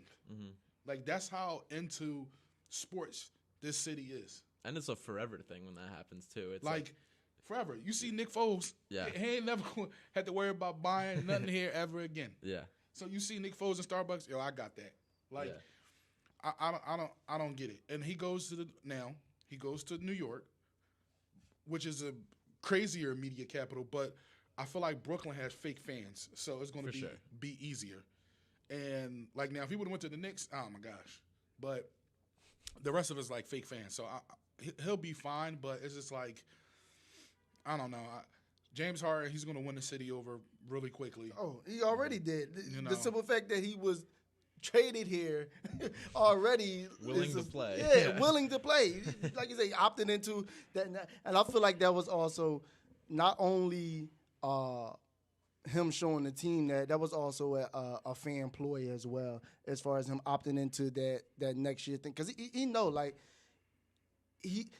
prime example, today, obviously, was it Woj? Yeah, Woj that reported it that James Harden wants to be traded to the Sixers, but he doesn't want to formally request a trade because he doesn't want the backlash from the fans and everything like that. And I feel like that's a real thing because obviously, if you just look at it from the outside in, we talking about within the last 3 years, this man left two different teams. So I get that, but so for him to sit there and literally put that out there, like, listen, I even show y'all that, like, it's not about me being a selfish person or not wanting to be a part. I really just want to win. And that's another thing, going back to the part when everyone's saying how he's done and he's not really who he is anymore, or that he's this bad of a person, or he's selfish, or he only cares about himself, X, Y, and Z. And even when it comes to the money, it might be a way that the new contract isn't what we think it's going to be. We all know James Harden loves his money. We know that. Yeah. But he's actually displayed to me his willingness to want to win right now. To sit there and say, oh, I'm going to go to the Nets and take a back seat and then see how things are going there. Yeah, some people might say stick it out or whatever like that. But to sit there and say, listen, this ain't going to work. And even if it does get better, Kyrie ain't going to come back, X, Y, Z, stuff like that. And to say I want to move again to here with Embiid is more so about him trying to win that right now. That's really what I believe the state James Harden is in right now. It's like he's really just trying to win. So this notion of James being finished and being done and being this bad of a person, I don't see that, because that's another thing. Have you ever, other than Chris Paul, maybe Russell Westbrook, what other players you hear about that hate James Harden? Like, it's not like they walk around saying how, like, he's just such a bad person, he this, he that, X, Y, Z. So it's not like he's a bad character guy, and and I hate that when you listen to different media shows and things of that nature like that, and like they're quick to put that out there about the player. Oh, he doesn't care about nothing. He's this, he's that. And it's like, bro, how you judge a person's character if you don't even really know a guy? You just stick to basketball. That's one of the things that I really just don't be going on. But I got one trade update league-wide. The Wizards are trading Montrezl Harrell to the Hornets for Vernon Carey and Ish Smith. Back Sixers legends. Back to the Wizards we played with last season. So, all right, say that again. So Montrezl Harrell going to the Hornets. Hornets. For Vernon Carey Jr. and Ish Smith. The Hornets? So what you got? Let's say you got LaMelo, Miles Bridges. That's a lob threat for ball. Zach, our own Zach from PSN, he tweeted that. So lob threat, and I don't know. I'm not a Harrell fan. That's so I don't know. That's why I was stumped a bit, because I'm looking at even the team itself. Like, you lose. He gonna play center because, I mean, Miles Bridges, Kelly Oubre are really the wing. Gordon Hayward. Lost Gordon Hayward. He's not even. He's done. They talking about he's done. So maybe that's why you get him, but I don't get it. I really don't. MJ, you're back on your ish, brother. You're back on your, because I don't understand. I'm not gonna lie. Apparently they wanted a big, and I know they were in the Miles Turner sweepstakes, or trying to be in the Miles Turner sweepstakes. They've been looking for a center, it seems like, for like 2 years. Yeah. But Montrezl Harrell, I don't think that fills their need. And Montrezl Harrell, regardless of how good he looked against the Sixers the last time, he is a defensive liability. And when teams face them and they're going to ISO him, and he's just too small. Like, you seen that with the Lakers, yeah. And because Jokic fried him. when he was with the Clippers, he was playing. Yeah. Jokic fried him. Yes, yeah. And then went to the Lakers. Same thing happened. They thought they was going to, and every big was right at him. Another. Washington. What are they doing? Just give me hands up or something like that, and because he's going to give us our updates as well. So all right. Washington Wizards are trading Aaron Holiday to the Phoenix Suns. Wow. But it was a report. It was a while ago. I wish I could remember who it was. That literally basically just said, everyone in the Wizards organization is up for sale. Yeah, everyone is on it. Like, literally, other than Bradley Beal, every last person on that team, even the newly acquired players. Even I read some reports from Twitter. Talking to the mic. Some reports from Twitter So he's been talking. He went into with Washington this week, of course, with the left wrist injury. But at the same time, Bradley is very unsure if he wants to opt into his 36 million contract. He's offered 245 million this summer if he opts out from the Wizards, but at this moment is not seeming too well. Bradley Beal's a weird dude. No, seriously, because I'm like, this guy had, so the rumors flew around at the draft last year, just past draft, and then it came out like how Russell was like, I'm going to ask out. You should ask out too because you're not going to win here. Mm-hmm. He's like, nah. So then it's like his future is up for grabs, but then now it's not. But then now it is. Now it's just like Bradley Beal is going to turn out to be one of those highest paid players in NBA history, and just not. And we forget Bradley Beal is only like a 3-time All-Star. Yeah, he's not. Yeah, like. And maybe in a different situation, with another superstar by his side, it would be different for him. But he's like a 2 or 3-time All-Star. He's gonna make one of the most salaries ever if he opts out and re-signs with Washington. So maybe he's just a guy who likes the money. I don't know. It's weird to me. Like he's a guy that constantly like visibly looks like upset playing and like. Looks miserable out there. Too. And then but then publicly he's always talking about how he doesn't want to leave Washington, that this is his home. And it's like, well, which one is it? Either like go do your thing out there and look happy, look like you're trying, or do something about it. You can buy a house in Washington. Just go somewhere else and play and come back home. Like you ain't gotta be playing for the team just because you want to stay in a specific city. Like all that money y'all making, shoot. Listen. I mean, I do want to touch one thing. I just want to get your thoughts on this one trade that happened, obviously. The full details of it. It was a 4-team trade, I believe. Yes.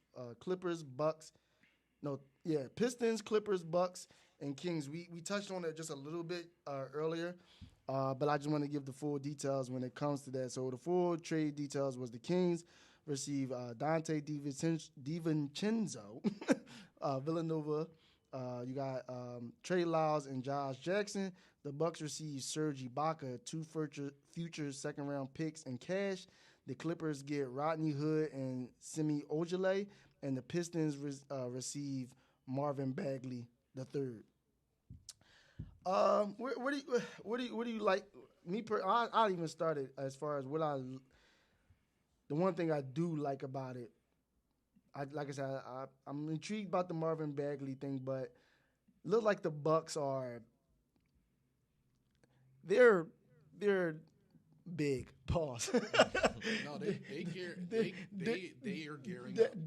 That move because I know it was reported, I believe it's yesterday or the day before, that they were uncertain about Lopez being back. As now he's still dealing with injuries thing. So you go out there and go get another a veteran big, NBA champion Serge Ibaka, who not too much down in the post, but stretches the floor for you still, so he doesn't get in the way of Giannis going to. So that's something we're going to have to look at. And then if the Sixers was to meet them, they got a lot of bigs they can throw at Embiid now. We talking about already Giannis already. Giannis, but I'm not worried. I mean, Giannis won't guard Embiid because foul trouble.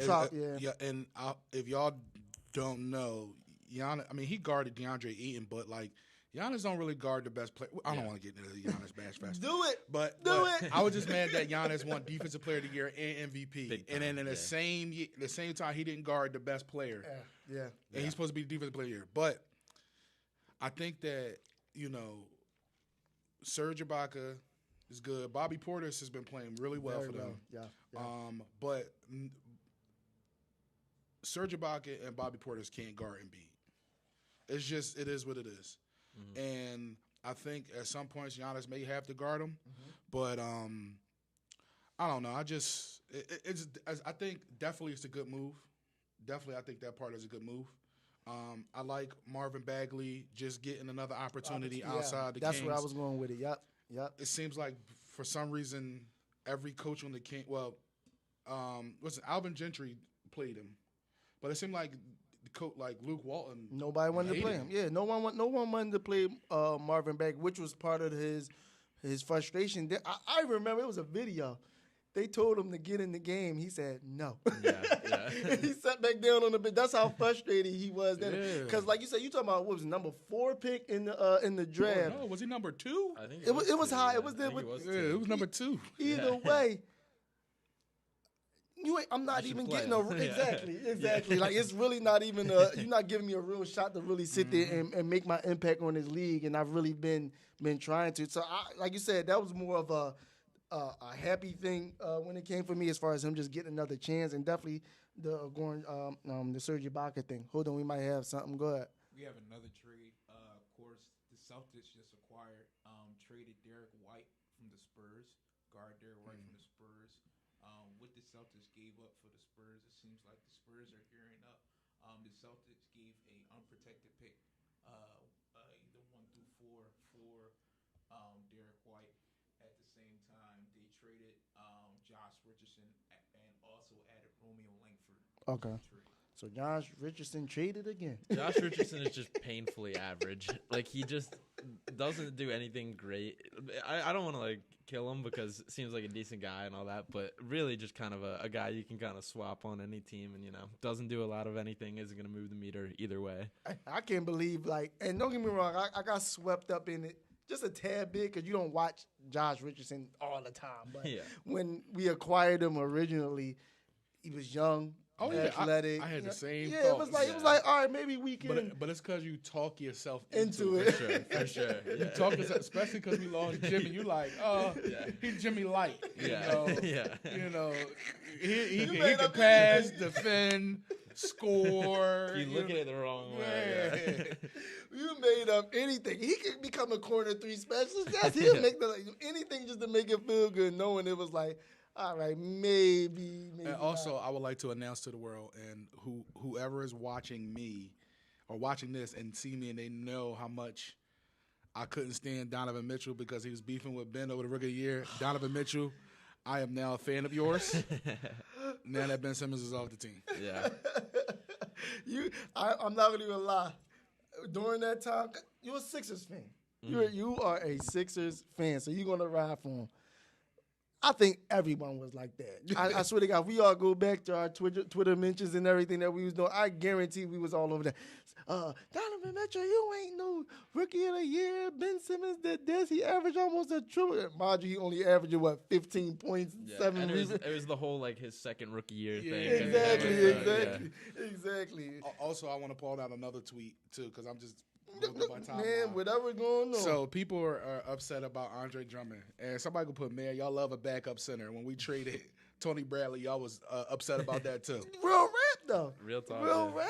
That is, and Tony Bradley is a nice player. He's down in Chicago now. He's definitely playing nice minutes. But come on, Tony Bradley and Drummond. Like I said it from the beginning, probably the best backup center we've ever had. As far as when it comes to Embiid's time here. So I get it. I understand. At times, Drummond will be in the game and only play 5 minutes, and he already have 12 rebounds already. It's like stuff like that. Like, you can't replace. Like, he's a good player. Great offensive rebounder. Great offensive rebounder, passer, which I didn't even know until he got here. He be drawing with the pass sometimes. But at times. Yeah, but like, better than what I expected, oh, for though. sure, for sure. Shoot, because when I first heard it, I'm going to be honest. When I first heard Drummond comes to Sixers, I said, oh, damn. Because I'm already thinking, Piston Drummond is that's all I had in my head. How Embiid talking about own a lot of real estate in his head and stuff like. And he it was bad. He fouled out within the first 6 minutes of a game against Embiid one time. It was that bad. So I definitely was like that. Anything about that trade I mentioned out? And my bad. This was a 1-year thing for Drummond, regardless. Yeah. This was going to be took his veteran minimum, and he's going to try and cash out at the end of this year. So that's true. It sucks that we're not having him for the playoffs, but it's not like he was in the long-term plans of the Sixers. That is absolutely true, and you bring that up. I didn't even think of that aspect of it. I keep forgetting he was only on a 1-year thing. Right. So this was basically probably a value building year for Drummond anyway, and I guarantee, and he did for sure. Yeah, for sure. So someone was going to throw some money at him, and if I couldn't see him, and people think Drummond 36 years old. Drummond only, 28, 27 years old. So it's like, it's not like he's old. So he's going to go get that money wherever he can get. He's definitely going to be a starter wherever he goes. He's going to be starting in Brooklyn, I bet you. So I got something. So as far as that Dante DiVincenzo, I like the Kings getting DiVincenzo. I think that I see it. Do it. You got another one? Yeah. Go ahead. Yeah. Wow. Got DiVincenzo, the Kings got DiVincenzo, as well as from that trade. Give me 1 second. Oh, wait a minute. Mavs, yeah. What? Shams just reported. Mavs are Dallas are sending Kristaps Porzingis to the Wizards for Spencer Dinwiddie. Wow. Yo, they hated Dinwiddie. We talked about this before. How much they hate Dinwiddie. Yeah. That's crazy. Yeah, wow. 2 weeks ago, basically reported that he's having no relationship. Nobody likes him. Yeah. Montrezl Harrell, and I guess I would say Bradley Beal, who is not there at the moment. Yeah. He has no connections with nobody. Wow. Yeah. That's crazy. Woo. So you talking about to the Wizards. Oh, and before we get to that, I want to tell you that, like, people are doing victory laps about this Harden thing, Mm-hmm. but Trae Young's dad tweeted that y'all can think what y'all want or say what y'all want, but my son shook up the whole Eastern Conference after last season's playoff run. Got every team out here scrambling. All good, though, and he's just 23. We just getting started. That's our promise. I hate Trae Young. Oh, I really hate Trae Young. And his father just made it even worse for me. Like, come on. Are fighting to get into the. Yeah, they're bad this year. We're not even talking about that they're even 7 and up. They're fighting to get into the play. Like They're fighting with the Wizards. he shook up the East, got the team scrambling. What? First of all, I can't be talking about us because we done endured some heartbreak. He scrambled Ben. That's about it. Yeah. Because our team had playoff disasters prior to playing the Nets last year, so we already knew we had to get better regardless, though. But yeah, sorry to interrupt. So the Mavericks, Kristaps and Dinwiddie. Mm-hmm. I mean, AB, what's your like? How you feel about that? For who you? Because we got to see what the whole package is, but. Just between those two, who you think? Oh, David Bertans, yeah. I just came That's up. ugly money. That's a hefty contract.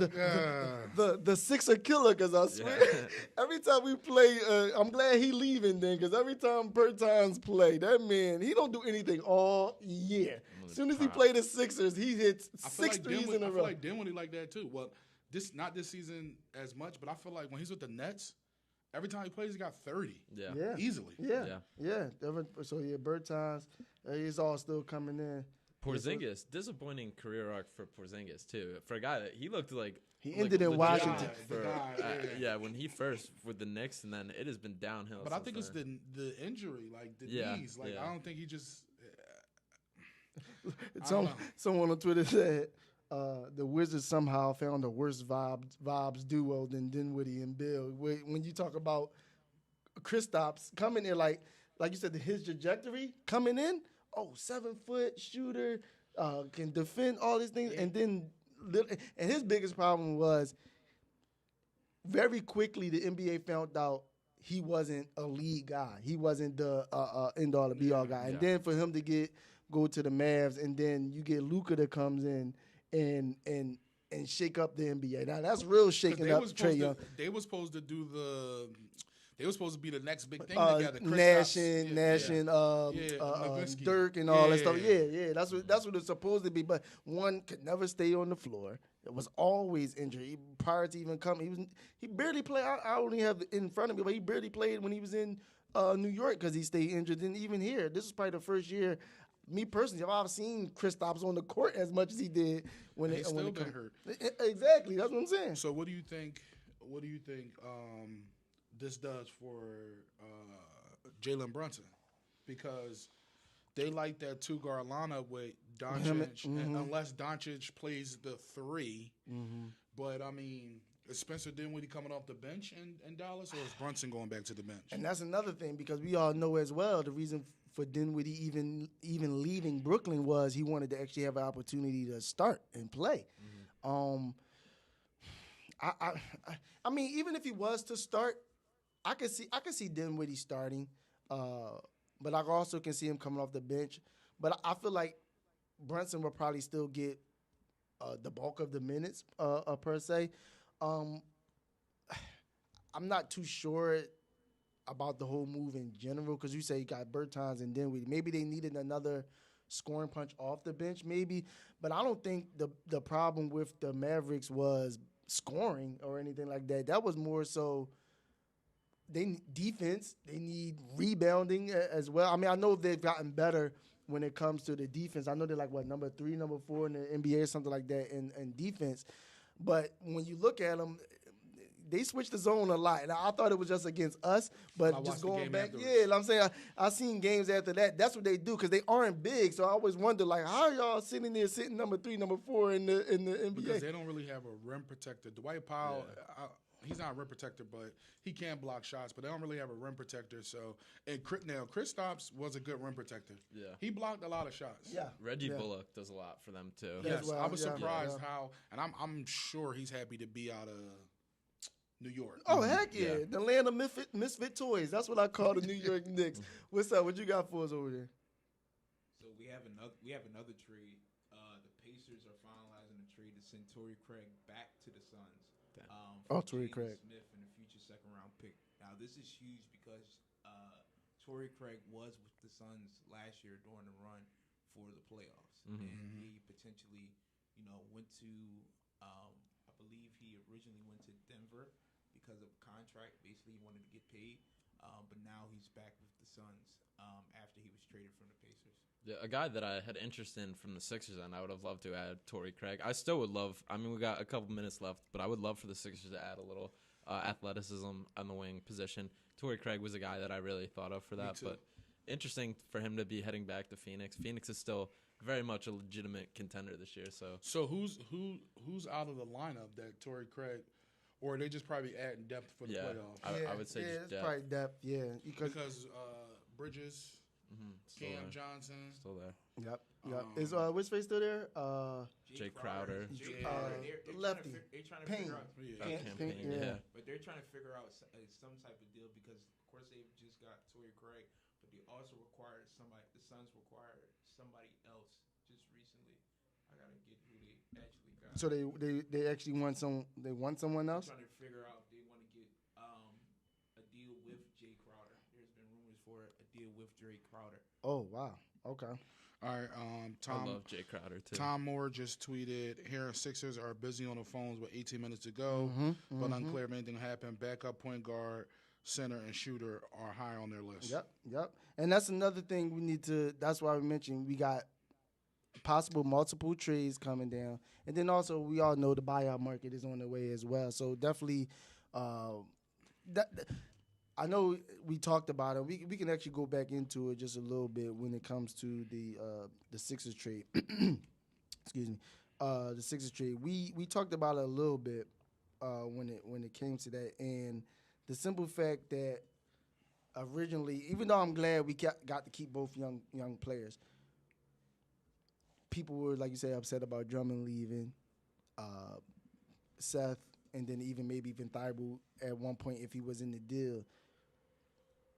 Someone put it out there, and I think you tweeted it or something like that. It was like Andre Drummond, role player, Seth Curry, role player, Matisse Thybulle, exactly.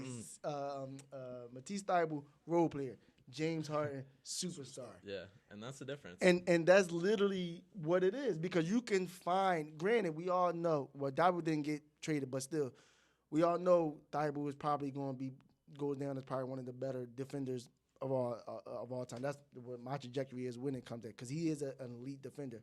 But you can go out there and get a solid wing defender. You can go out there and go get a shooter. You can go out there and go get a backup big. Like you said, we just got Paul Millsap back when it came to that as well. So, like, things like that you have to take into consideration because it's like you might be able to fill those holes, but you can't replace someone like a James Harden or them top echelon type of players because they don't come around. You see, it ain't too many that type of caliber players in the NBA. No. When you say who's the best players in the NBA, you go through the same list every time. LeBron James, Seth Curry, KD, Giannis. It's the same people every time. And then literally, if you look at that group of talent and then you start naming names after that, the talent substantially drops off after that. Now you in that second tier of people, like you said, like, I don't know, I ain't got nobody in my head, I'm drawing a blank, but you got lesser talent that come into play after that. So, like, for that and for them to get James Harden in Philly right now is major. And Philadelphians, don't worry about it too much. Once that first basket go in, that first three, that first double back three. that first between the legs three is gonna disappear immediately. What you got for us over there? For all the analysts, there's a lot of analysts right now that's just going crazy about this James Harden trade. I want everybody to know the stat that basically Kevin Durant, Kyrie Irving, James Harden only played 16 games. That's crazy. The NFL is now at 17 games. So they didn't even play a whole NFL season. Whole NFL season. In a whole year and a half. Exactly. They're 13-3, which is a great thing, but 13-3 compared to the last 162 games does not bring anything for the Nets. Yeah. And so just to give the full details, the full details of the Kristaps trade. So Wizards just get Kristaps in the second round pick, and the Mavericks, as we already said, just get Spencer Dinwiddie and Davis Bertans. And so an underrated thing that I've been thinking about once you guys were talking about the Harden thing most recently was my most underrated thing is like how Morey actually made this move at the deadline and how we didn't give up Matisse or Maxey. Mm-hmm. And I'm thinking about last year's deadline when he didn't pull the trigger on Lowry and we because he wanted Matisse, he wanted Danny Green, Matisse, and Maxey for Lowry. We would have had to extend Lowry because he wanted the $120 million or whatever. So imagine we're in this predicament now when we have Tobias, we have Lowry, $120 million. We don't have Maxey, we don't have Matisse. Ben acts like this, and who knows what will happen. But say we come to the same situation, and then now we might not have a cap room at all to even think about doing this move. Yeah. Mm-hmm. So, and then we still have our young guys. So at the end of the day, there are people like, oh, we gave up picks. We gave up too much. Tyrese Maxey, who was the 21st pick, is a trajectory to possibly be an all-star one day. He's not going anywhere. Mm-hmm. And we caring about what happens in 2027. Yeah. Like, we caring about what happens this year. Matisse Thybulle, we're going to, like, these guys are going to be an integral part. Mm-hmm. They're going to be the bridge, the gap to the future. Mm-hmm. And we can't worry about 2027. Half of y'all might not even be watching the Sixers in 2027. So we can't even worry about that. Like, we have to worry about the here and the now and try to round out the roster this year and then in summertime and go forward. And we still have 11 minutes until the deadline, but and mind you, it goes over at least. They just have to have everything in by 3, so you're actually going to hear stuff afterwards, at least about 5 to 6 minutes after 3 o'clock. So yeah. So I'm thinking that, like, for the most part, I know this takes so much pressure off Tobias Harris. Like having to be all-star, having to be the second player on a championship, like second best player on a championship team. Yeah, he doesn't have to do that anymore. He can play more free, and he doesn't have to. He could still score his little 19 or whatever. Well, I don't know. He probably still score 19, but I'm thinking in my head like, you know, he can play so much more free. It's not dependent on him to have a good night. Like we're still probably gonna kill him, but everybody needs to relax off of him as he tries to figure out his new role and how he's going to participate. And also, fans, please understand that the first couple games that James Harden plays, we may not win because they're trying to figure out the chemistry. So just be patient. I mean, you got to figure out what are you going to do with him, period. I mean, like you said, you have Maxey playing a lot of the points. So now do you just move literally from the rip? Do you Doc is very loyal with the things that he does. Do you immediately just move Maxey over to the 2? Is he still your primary ball handler? Does James come in straight being the point guard? Or like what do you do with and then now you say now you got to play styles, because we all know how James and Embiid could potentially be with the pick and roll. But like, let's say someone like your guy, Tobias Harris, how does he fit into it? Because we all know Tobias Harris is that elbow, that mid-range, back you down, shoot contested 2-pointers type of player. So like, what does he do now? Do you just have him sitting on the wing waiting for corner threes? What do you do? I think it's going to take some getting used to offensively. I do think that in a lineup with Harris and Embiid and Harden shouldn't. Harris shouldn't be getting as many post-ups as he tries to do. He should be more corner, drive, if you want to do pick and roll to the mid-range, something, but him like backing down, I don't think that should be a part of the offense when all three of those guys are on the floor. Now, if it's Tobias in the bench, do your thing. Mm-hmm. Which he'll get those minutes still. He'll definitely get Toby being the running the bench unit. Like as unfortunate as it is, I don't think Doc will get away from that. I think he will still run with his bench lineups for stretches. So we still go and get Furkan Korkmaz, George Niang, Isaiah Joe, Charles Bassey lineup. Okay, I'm bracing myself for it already. I'm still. I hope not. I hope I'm wrong on that, but I don't see Doc fully rolling that out. And to take a step back, when I think about Daryl Morey as a whole here, think about like the team he inherited versus what we have right now. Like he had the Al Horford team, Josh Richardson team, and to bring in Curry for Josh Richardson and Al Horford for Danny Green, and then guys that are real compliments, and then to turn this all into James Harden and Joel Embiid duo with pieces around. Like he is that guy, and he's proving it. And think about what you just said. He just flipped. It just blew my mind just then. He just flipped Seth Curry, who's been pretty much of a low-key journeyman, essentially. Now he's been on a couple of teams. A castaway in Andre Drummond, a disgruntled baby in Ben Simmons. 2 picks that mean absolutely nothing to us or anyone essentially, because we're going to be in the playoffs, into James Harden. And all that came from Al Horford, Josh Richardson. Like that's why I say you got to give Daryl Morey his credit, no matter how you feel about him or anything else. The simple fact that team, which we all could probably agree that we didn't really understand how we were going to get out of something like that. You talking about Al Horford on that contract. Like the simple fact that he got Al Horford just going, period. I didn't care no more after that. It was just like, okay, give him a first. It's fine. Just give him. But to get out of that contract and to actually swindle dollars into taking Josh Richardson, that you see Josh Richardson not even up in dollars anymore, because they realize like he's not even that. Even if we would have kept Josh somehow, some way, he wouldn't have been a player in the deal for Harden. He would have been, probably.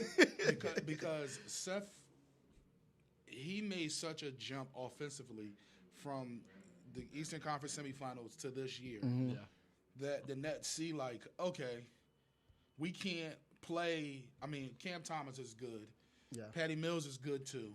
But we can't play – I'm just making up names, Kessler Edwards and Day'Ron Sharp, because it's all you see. James Johnson, like these guys aren't going to do it for you. And I think Seth is underrated to pick up, but I just think that this was a good deal. And I think, in hindsight 2020, we'll see what happens. But, I mean, ultimately we got off the guy that we wanted to get off of, and we got another superstar in the mix, and we'll just see how it plays out. And I can't wait until we get home. Well, because we got the PSN stuff to do too. But I can't wait till we get home and I get a chance to sit down and rewatch like some of the stuff on ESPN or whatever, because the narrative has completely changed for some reason. All these guys were saying Ben Simmons was a coward and give up on his team, and this is now this is like, oh, Daryl Morey made a huge error, and now the Nets are going to ascend into. It's just like, it's so crazy how the narrative has spent. And I'm like, we talk about Clutch really got the payroll of the whole league, because I'm like, well, what is going on right now? Like, these people were telling us to trade him. Like, remember for anything. Remember, Malcolm Brogdon and Karis LeVert in the first round pick was the first thing that really came up. And people like, oh, we got to take that deal. We got to take that deal. And you kind of get the fatigue of not seeing them there and all that, and I get it.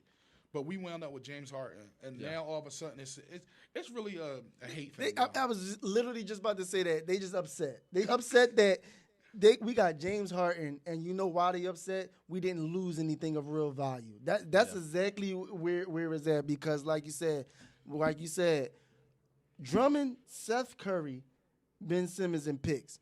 When we all the reports felt like it looked like it was just going to be Thibault or Maxey or something like that. Now that Daryl Morey hit us with a Howie Roseman, essentially like that, making a deal that was out of nowhere, what you didn't expect to happen to get someone of James Harden caliber. That's where the hate is coming from, man. You got something for us? And I just I seen a tweet just now from one of the fans, and people still don't understand how great this trade is. Kyrie Irving is only playing road games. Right. Yeah. That's feet. Okay. Kyrie Irving's only playing road games, and at the same time, Brooklyn is not willing to pay almost $3 million, almost $5 million for Kyrie to play home games. This is still only This is basically Ben Simmons with a roster who we don't know. And I'm about to say, look at that Brooklyn roster. Even with the additions, okay, they got the Miller Center now, and they got Claxton there. KD's there, Kyrie part-time, Seth, and Ben Simmons. Cool. What's after that? Not a lot. It's really not a lot there. Like my concern that I thought the Nets were going to be hesitant to fully go into this is because when they bought into this plan, it was Kyrie, KD, and Harden, and then complementary pieces, very pretty much buyout market and rookie deals made up the entire other roster. Yeah. So my fear for it not coming together today is I thought they were going to be like, this was the plan, we need to stick to it at least for this year, and that their belief to get Harden to buy back in would have been winning changes everything. If they went on a deep playoff run with that group, maybe Harden's back in, and I think they prefer Harden to Kyrie. Well, for sure. Yeah. I don't even know. I mean, eventually, this, I'm sure the vaccine mandate. I don't know. I don't know what's going to change with the health of the world and stuff like that. But eventually, I would guess Kyrie. But Kyrie's the type of guy that would retire out of nowhere. For sure. Yeah, for sure. I can see that. They understand. We have KD. He signed the extension. We have Ben, who has 4 more years left. All right, cool. At least we can build around that. And if Kyrie doesn't come back, maybe we can get somebody else. But Bobby Marks is on ESPN, and Bobby Marks tried to trade Ben for Sabonis 17,000 times.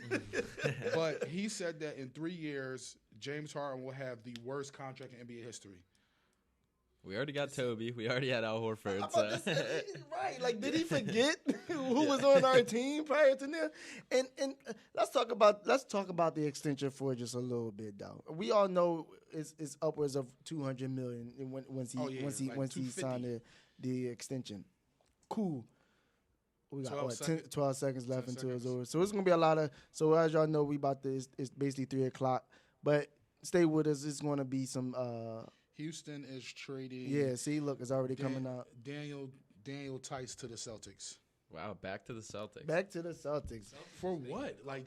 Because the Celtics is trying to make moves. They have cash value that they sent originally for that trade earlier with. Oh no. Spurs guard. My bad. Dennis is leaving. Hold on, it just disappeared on me. Dennis, shit. Yeah. Dennis Schroeder to Houston. Dennis is going to Houston. Yeah. Yeah. Wow, that's crazy. He fumbled the bag. That's crazy. You fumbled the bag, and then you end up in Houston. Wow. That's a rough break. Now, do you think they might buy him out? Possible. I don't think that's. I mean, there's no reason for him to be playing in Houston. That's like a. So what would that move? What was the move then? That's because you're talking about free space. I guess. Maybe. Oh, yeah. But was Tice making?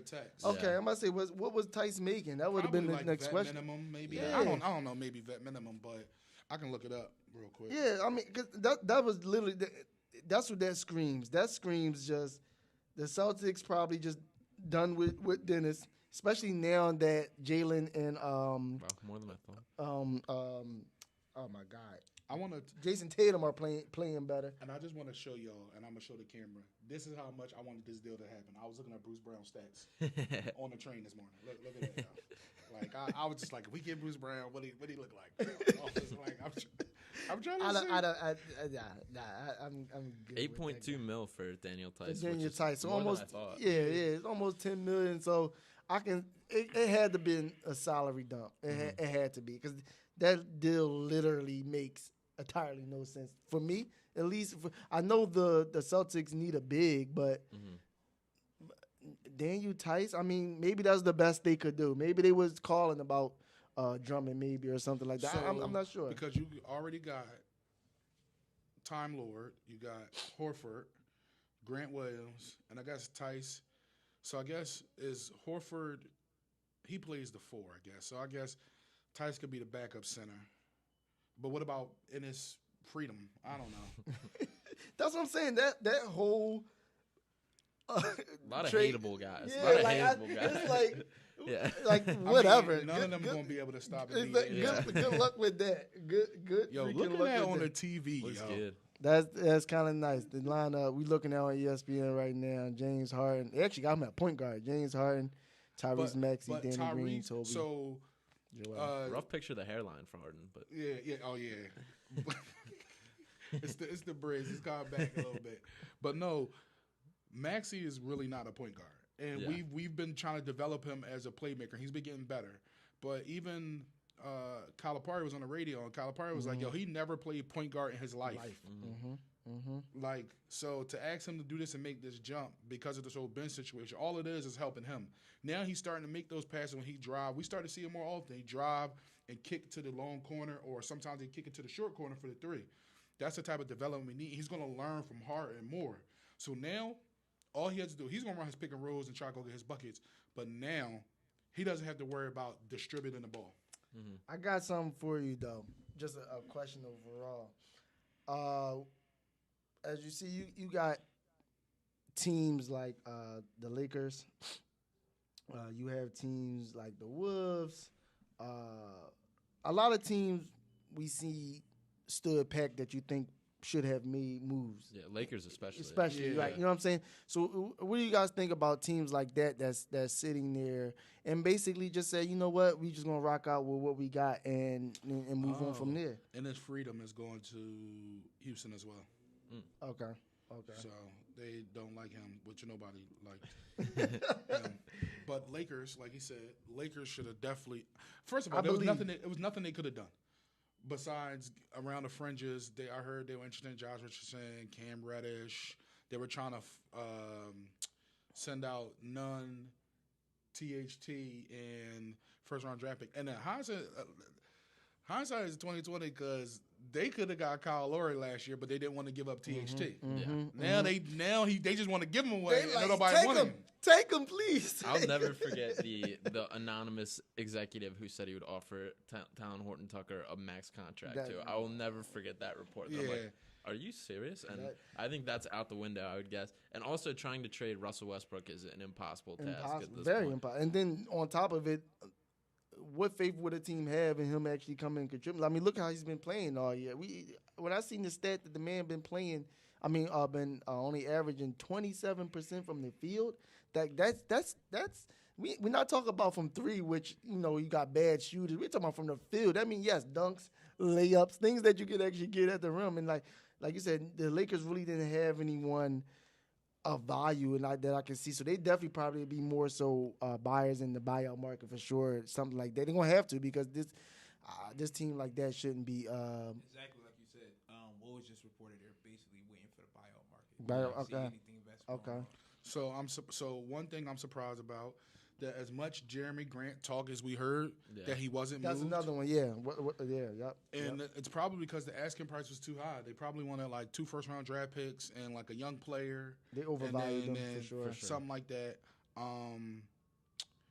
Chicago, I know they wanted to be in on the Jeremy Grant move, but they didn't want to give up Patrick Williams and whatever else. So I'm surprised they kind of stood pat. Atlanta, Didn't make any major moves. Collins still there. Besides, I like Collins a lot. yeah, besides the Cam Reddish thing, but there was talk that they wanted to consolidate a lot of those wing positions and stuff like that, and Collins was unhappy. So I'm surprised and maybe it just wasn't a move out there to be made for them that made sense. The Knicks, they probably should have made some type of move to free up space for the person that they traded for, even though they only gave him Knox, but like just should have made a move. I think everybody else is is fine. I think my bad. I think Minnesota probably Another one, yeah. Another. Yeah. They still packed with what's going on as well. I mean, we passed the deadline. It looks like it ain't much coming down after that, so it looks like we pretty much done. It looks like the biggest move of the day literally was James Harden coming to the Sixers. So now we're moving on. The season is basically we go into All-Star Weekend next week, so they get a break, have a little fun there, and then we come back and they pushing forward from there. So actually, the buyout market is probably the next thing because obviously we got to make some moves to fill in these roster spots, and Zach even put out there a little short list of buyout candidates for the Sixers after the trade deadline. This is not everybody, but he put a couple names out there, and I just want to get your thoughts on possible people coming in. Dennis Schroeder, Eric Bledsoe, Goran Dragic. Well, Goran Dragic was traded today, actually. Well, he might be bored out, so yeah. Goran Dragic, DJ Augustine. I'm not going to try to say his name, but Thomas Satoransky. There we go.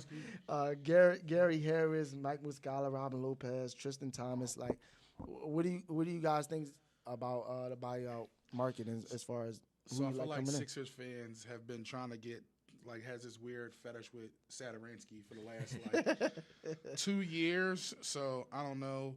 I like out of Zach. Shout out to Zach. Yeah. Dennis Schroeder. If we can get Eric Bledsoe, I feel like that's attainable, realistic. If somehow we can get Mike Muscala back, I feel like that would be good. You like that, actually? I do like Mike Muscala. If he's so poetic after the whole Maxey thing, Yeah. too. And then Gary Harris. If somehow Gary Harris Gary gets Harris. That's what I was going to go. I like Gary. And not only even that, shoot, he wasn't even that much of a defender in college, but for him to even develop into a solid defender that he is right now in the NBA, that is impressive. So I would gladly.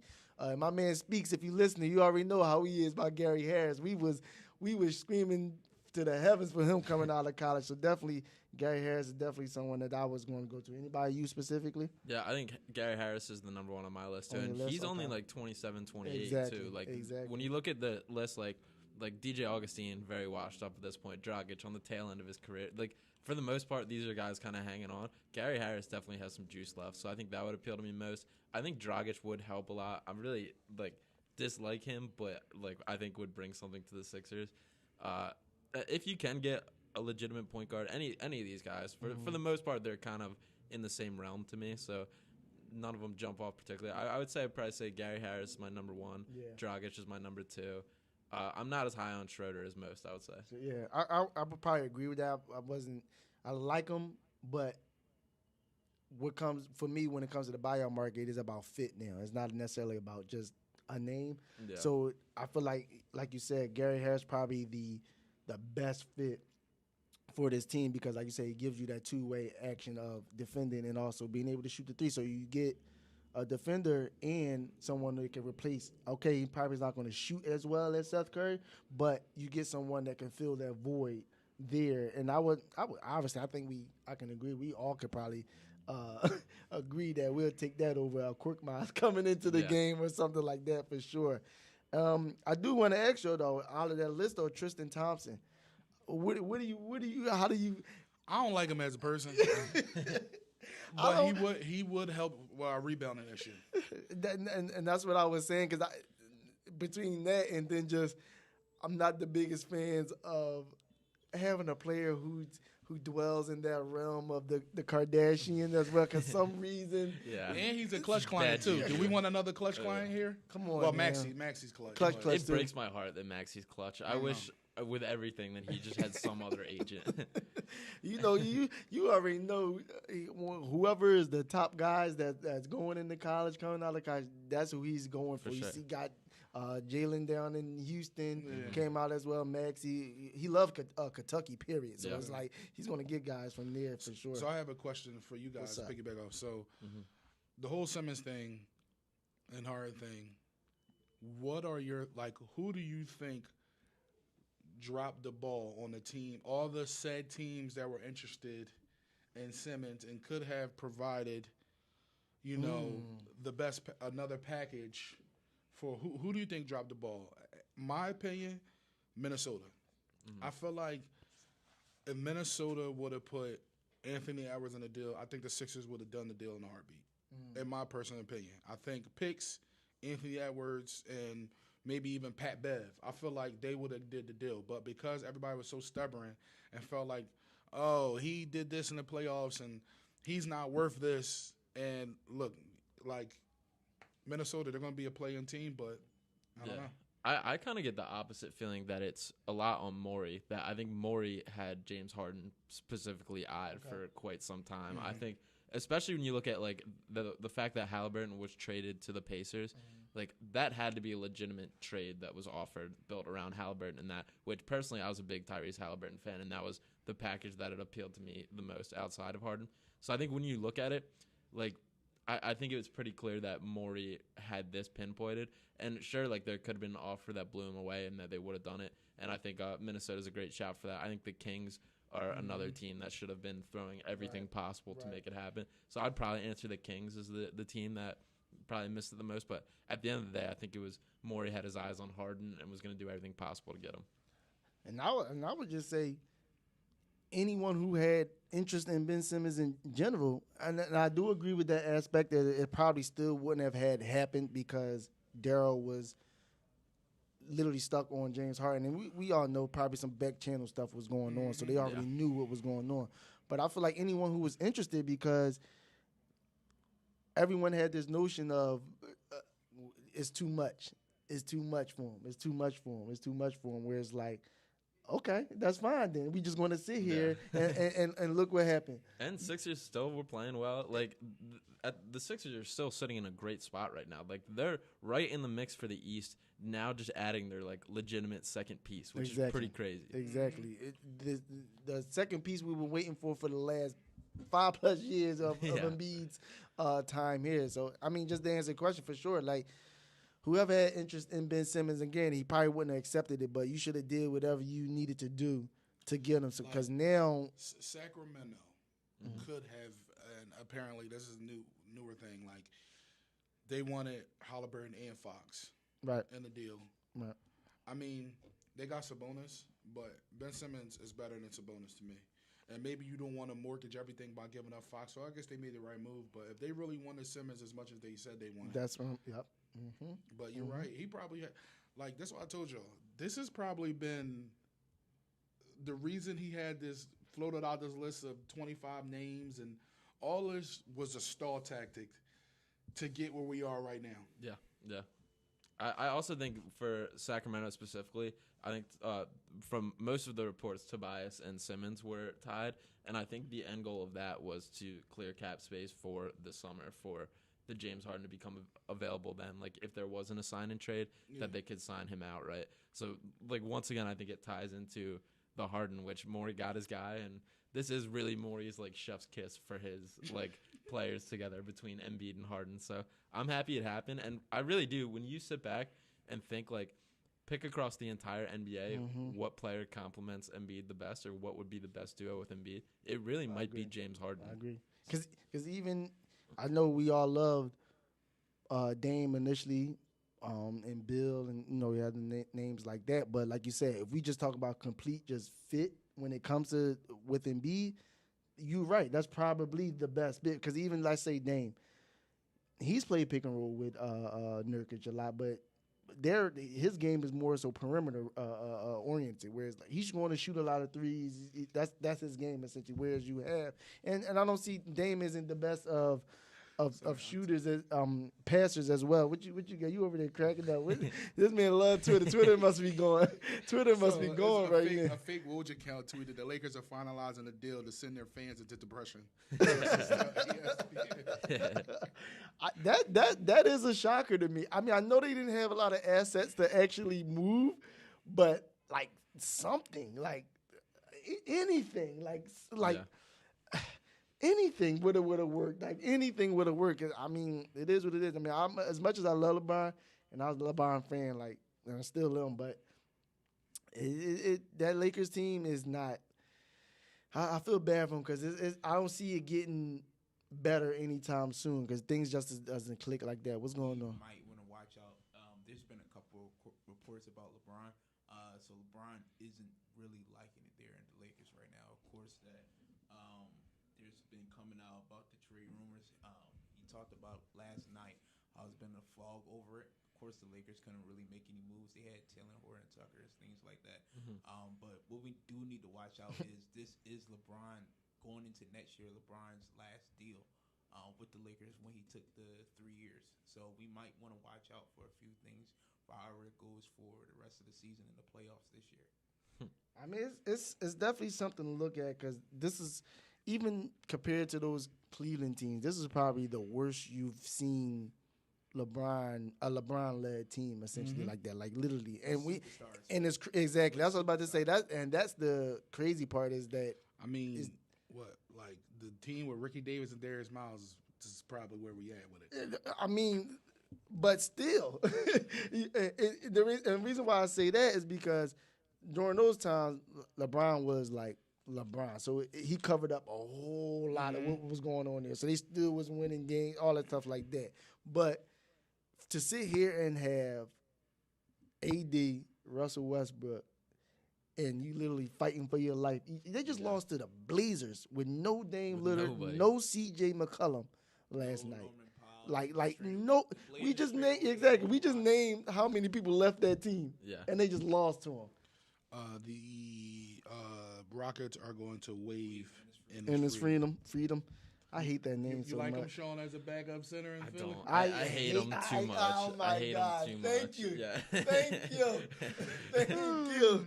I hate him so much. Like, not coming. No, shoot. Even some of his character traits he have about him is just like, dude, what's wrong? And then obviously being a Brian fan and him taking shots at him and like literally Brian pays that man no mind whatsoever. And for him to continuously try to grab on his coattail and make himself bigger by grabbing on his coattail, like to me that's like, and he can, in his freedom, in his can, or whatever you is, stay away from Philadelphia. Please, Daryl Morey, do not do that. I'm totally off that move for sure. And Woj is tweeting that Ben Simmons has already talked to Kevin Durant and Sean Marks.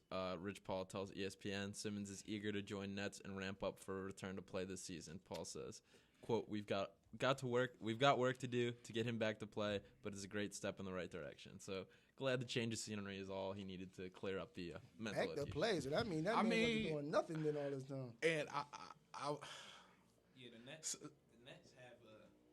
have something that's going to. The Nets have to get into the playoffs. That's the first thing. Yeah, the Nets 9 are straight. Fighting with Charlotte.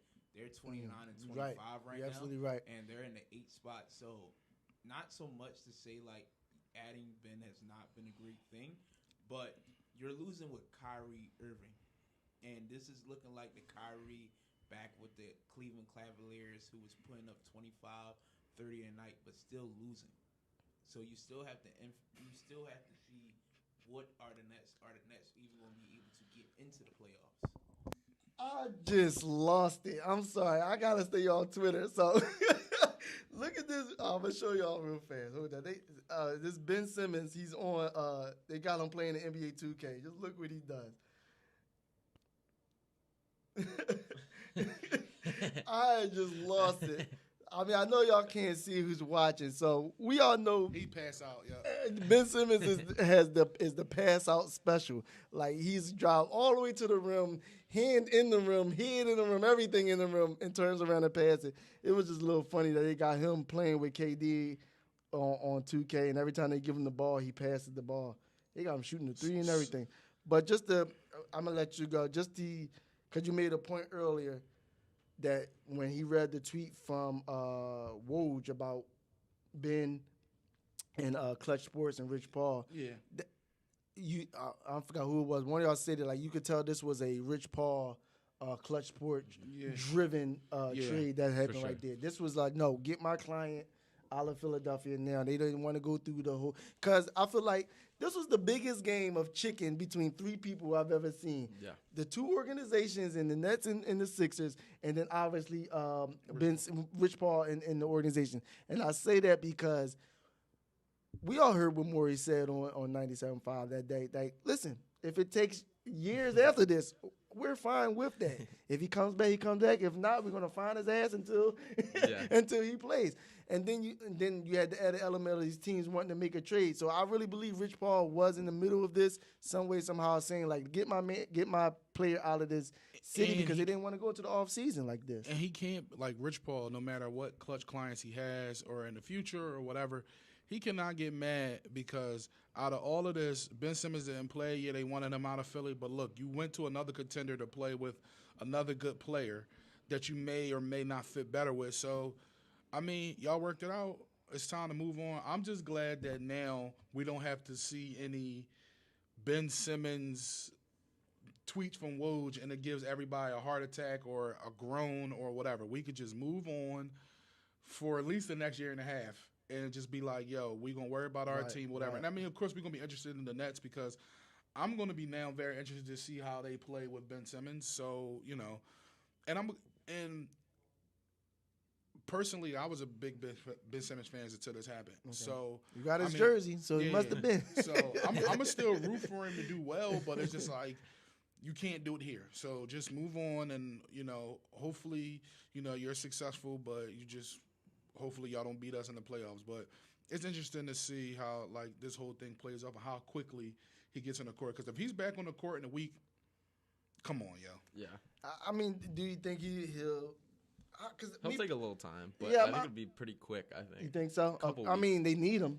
So we know it might be. You might actually be right about that. It might be. I mean, how ready will he be? That's the question, because everything you hear – even leading up to this point, he wasn't doing much. Like, and we all know Ben, like, okay, he works out. Yes, he's always been a physical specimen. He comes in shape. We get that. But what has he been doing? Like, you know, was he really working on it? I mean, we all know he got engaged with his girl and everything like that. And I know he was in the city at times, but was he here all the time? Was he going back? Was he? I mean, Ben is a star. I mean, Ben is a celebrity. So it's like, I doubt it'd be too much. I do agree that he's going to play sooner than later, but what version of Ben you going to get, I'm not sure of. I mean, he'll play hard on defense maybe, but like, is it really going to for this season? Let's go there then. This is what I'll do then. Knowing what we have right now in the NBA with all the trades, obviously the biggest names is James Harden and Ben Simmons. What is the realistic trajectory of these teams, and what do you think that, or does these make them contenders? Do they make them? And we can talk about anybody. It don't necessarily have to be them. So it can be the Portland trade. It can be the Celtics trade. Whatever. What does these move? If you want to give it a grade or anything like, do the same. What do these move or do for these teams like that? I mean, I'll start with the Sixers. I think. Grading wise, and I'll get a list. I'm about to get the list as far as who all. Gotcha. Sixers wise, I would probably give this an A deal, and I think it definitely catapults them back into like legitimate contenders. Like just having that second tier star is what they've been missing this whole time, and really throughout Embiid's whole time here. So I believe in it. They obviously still have a couple missing parts, and hopefully the buyout market addresses it. But if it doesn't, I don't think they're to the point where they're missing. I would love a matchup with Brooklyn in the playoffs. Mm-hmm. I think that would be a blast, and I can't wait for the day that Embiid and Simmons are on the same court together again. And I'm very much looking forward to Embiid taking that super personally. For Brooklyn, I think they got better because this was a move that their hand was forced on. Like, they got better because they had to, but if they had a fully bought-in James Harden still on their team, like, they're a better team than they are right now. Mm-hmm. So overall, I would say probably slightly worse on their end. as far as legitimate contenders. The Bucks, I think, improved. I agree. You got the Wizards. They made trades. The Celtics. I don't know what they didn't do. Anything. Yeah. I don't know. I agree with everything you said so far, though. I will point this up.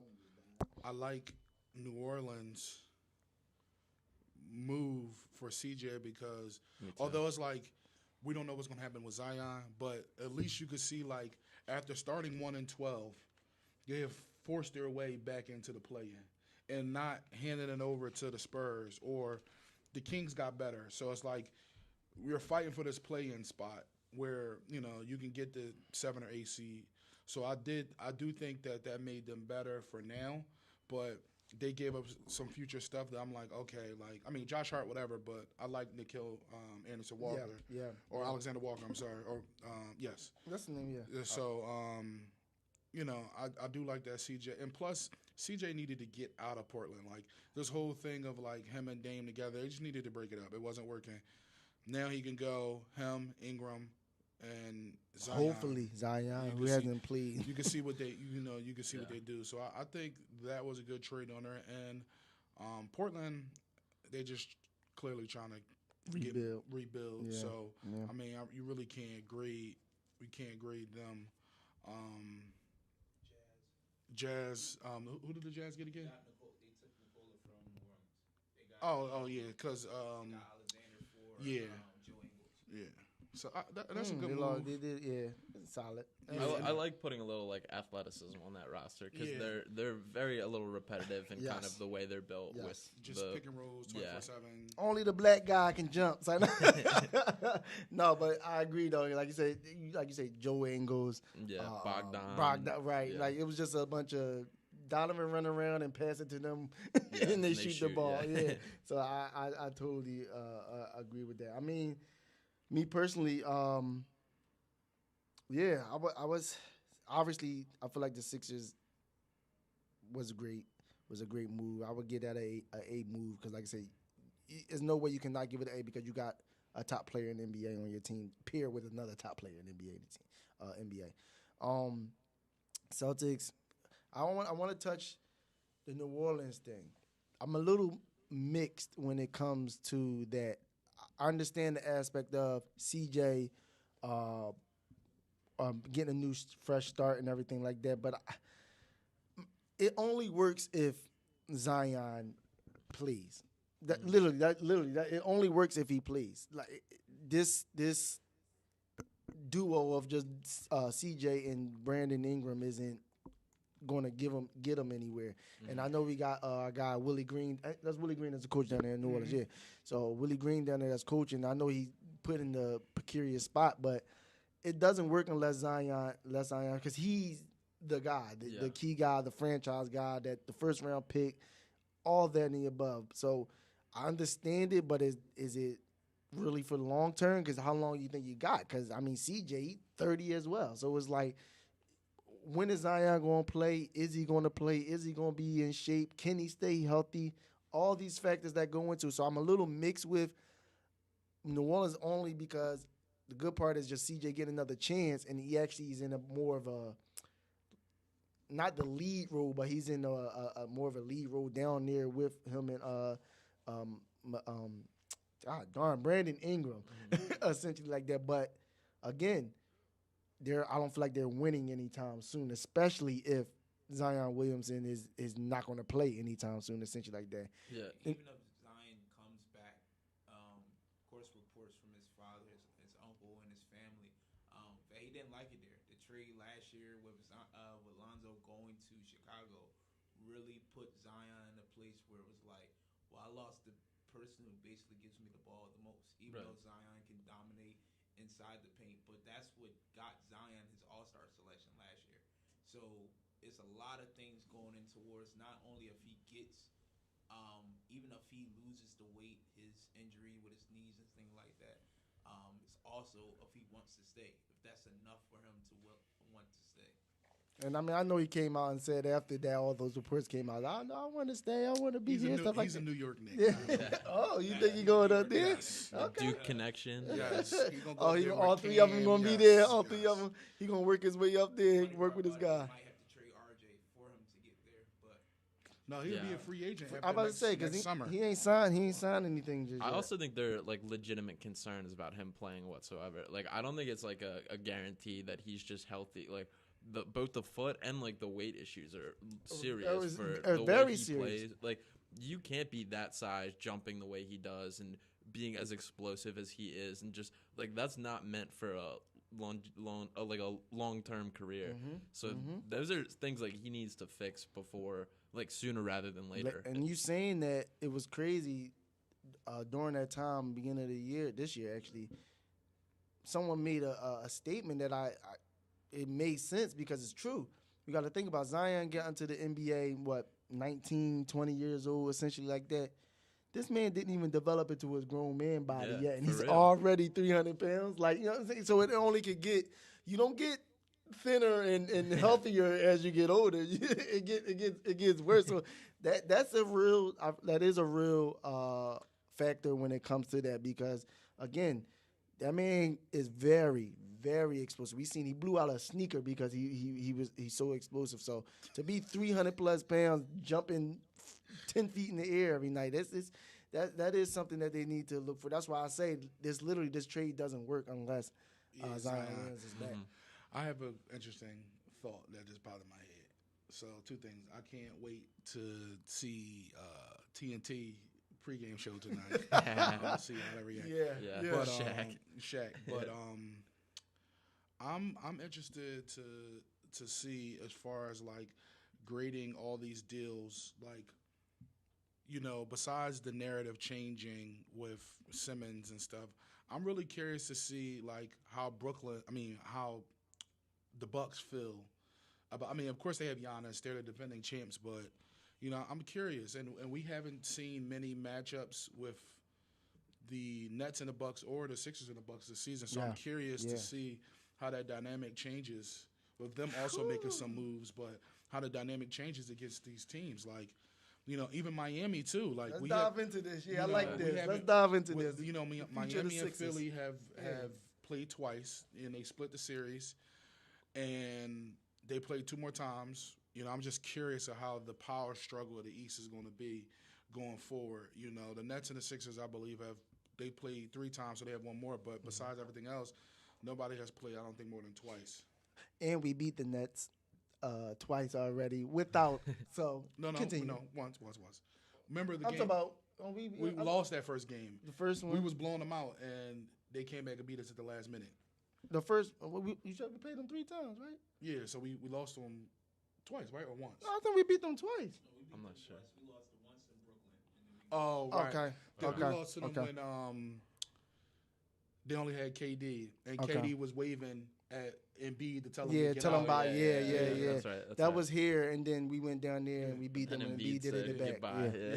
Yeah, that's what it was. So I'm just curious. I don't know what your thoughts on that. No, I mean, that's why I wanted you brung it up. So I said we can dive into that a little bit. We have a little time left. We got a half hour, a little under a half hour left.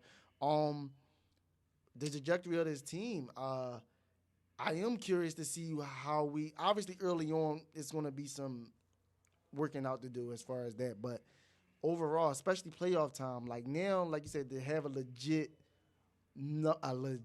number 2 with us right now. Like you say, facing a Bucks, facing a Nets, a Heat, shoot, even the Cavs. I mean, you can't deny what they're doing right now. Yeah. Even though they're young, but in general, just how do we match up against these teams now, where now that, okay, you got Embiid, but you can't totally focus on Embiid now fully every play, because now you got to worry about James. And then, like you said, it relieves so much pressure for every other player, like a Tobias, like a Maxey, like a Korkmaz, Danny Green, stuff like that. Overall, sheesh, I like our chances even obviously even more now. The only team I would say still is going to be the one thing that we're going to have a tough battle with is probably the Bucks, only because the chemistry is already there. This is basically something that was started last year. So you got to fight through the fact that we knew we got to gel, we got to get chemistry, we got to learn each other, other things like that. So hopefully by playoff time, things are rolling by then. I mean, we got a lot of time. Like we got a whole half of a season to go because we all know James Harden hamstring is about to disappear tomorrow. So he'll be right. Yo, What about you? It's gonna be crazy at the All-Star game. They're gonna be introducing him as a Philadelphia 76er. Yeah. Like that's awesome. Yeah. Could you imagine them intros? Whatever point shoot, whatever you gonna put him at point guard. And what is Kevin Durant gonna do tonight when they do the draft? Is he still going to draft? Oh yeah, because he's in it. Yeah. Because he probably would have drafted him for sure if they were teammates. Teammates still. He probably won't, because Kevin Durant is like salty like that too. Like he will be petty with that kind of thing. So I could definitely see him passing on Harden. I would say I'll find it, but it was literally someone. It was someone that reported that basically, Kevin Durant was basically told James like, all right, we understand you quit, so get out of here. Basically, like it was just on some like, so he's definitely petty. So James Harden and Kevin Durant, James Harden will probably be sitting on the board for like 3 different rounds, and he'll literally just like not pick him because that's who KD is. So I can see that, and then like I said, for them to report that out there that that Kevin Durant basically just said, all right, you quit on us, like forget you, like go ahead, do whatever you're gonna do. I don't care. That is big. But talking about the Sixers and the trajectory moving forward, man, what do you see happening and going forward with this team? Yeah, I feel like we're back. First off, like this whole year, it's just been such like a lingering question mark. Like it wasn't a complete team. They weren't contenders. Like they just had that empty Ben Simmons gap lingering over. So now we're in full play. I agree. I think Bucks are 1 in the East, Sixers are 2, and I think the Sixers are better than every other team matchup wise and can win a series. The Cavs do scare me more than I would say most teams. Just the length they play with, the switchability. Yes. Evan Mobley is a problem defensively. Jared Allen's been very good. Darius Garland's the real deal. That's a very good team that they're and building. Then they just get Karras, right? Yeah, you said and they got right. Karras. So very good team there. The Nets, I'm hoping that somehow there's a Nets Sixers matchup in the playoffs. I would just absolutely love that for everything. Well, it's gonna be possible because I don't. What are their standings right now? What do we have? They're in 8th. They're 8th. Yeah, they're in 8th right now. How much higher you think they're gonna go? Like, so you got. I believe they said there's like 20-some games left in the year, and Kyrie only gonna be able to play 10 of them. Yeah. So you got that aspect of. 10 out of 10. So out of them 10, you would have to win all 10 of them home games. So you got him missing at least. And the East is so tight, too. That's what I'm saying. Like, we only about at the most 2 to 3 games apart within the the first spot. One Yeah. through 8 is 20. I think the Nets are 20, 25 and 1 losses. The Sixers are 23, and the Heat are 20. Like the Nets are in 8th place, but they're only 5.5 games out of first. Yeah. which is nothing. All it takes is a little winning streak. Yeah, exactly. A couple losses. Yeah, Yep. Charlotte's From not everybody going else. to do anything to push any of that or anything like that.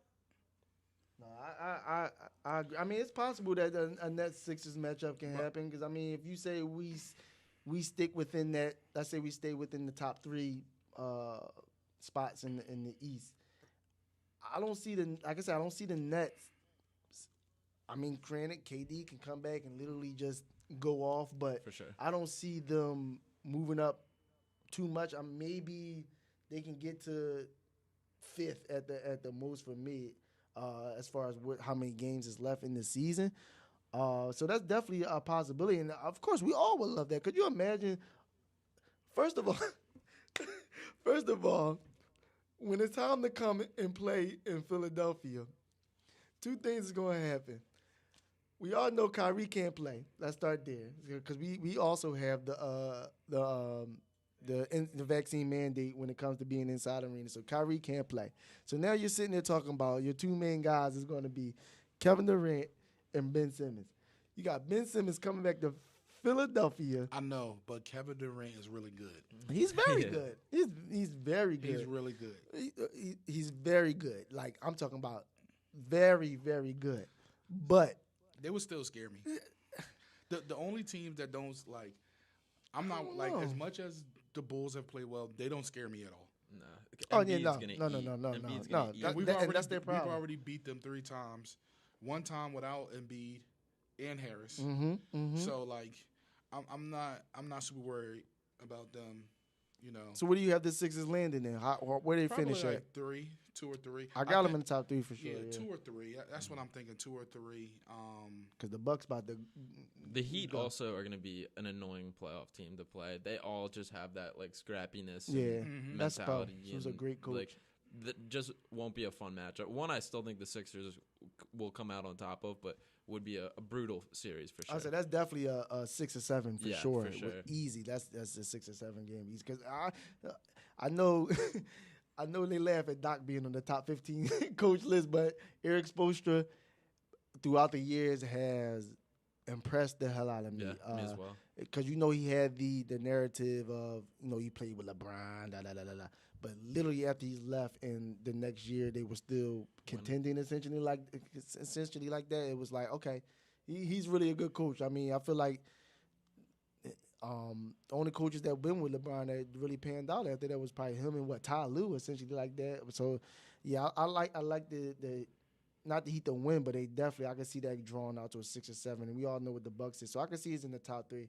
Everyone else don't really fear me, even the Nets. And like I said, I love KD. KD is awesome, but I just don't think they have enough, is what I'm saying. Especially if James Harden gives you what James Harden is.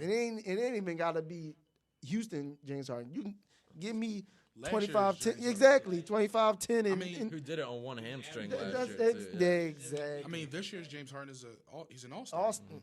Look at it. He's a 10-time all-star. I've seen it, and people underestimate his passing, and I'm going to keep going, but I just wanted to mention this. You don't average 10 assists a year for the last 3 years just thinking he just throws lobs. Or it's like that is something. So, and we talking about real assists. I know people talk about Ben Simmons when he was 7 assists, 8.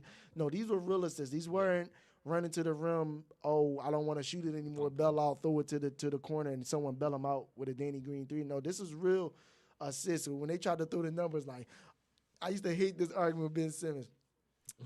Ben Simmons, I'll be like, he only had 10 tonight. That's nothing. We need more from da-da-da. Yeah, but he had 9 assists, so that's really this amount of points. I'm like, all the 3 points created. Like that argument to me, it can have some validity to it, but context is all about context as far as how these points came about and what time of the game that they came in. Like, yeah, he could have had 8 assists, but when did they come? We talk about Toby all the time.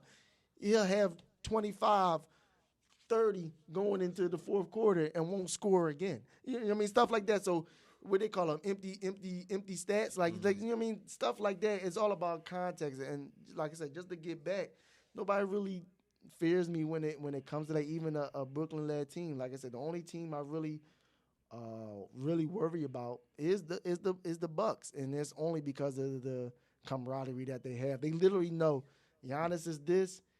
Everyone else, they know they role. They know what they got to do. If you're a defender, you defend. If you're a shooter, shoot. If you this, you that, da-da-da. It's going to be interesting, and I can't wait. Essentially, for real.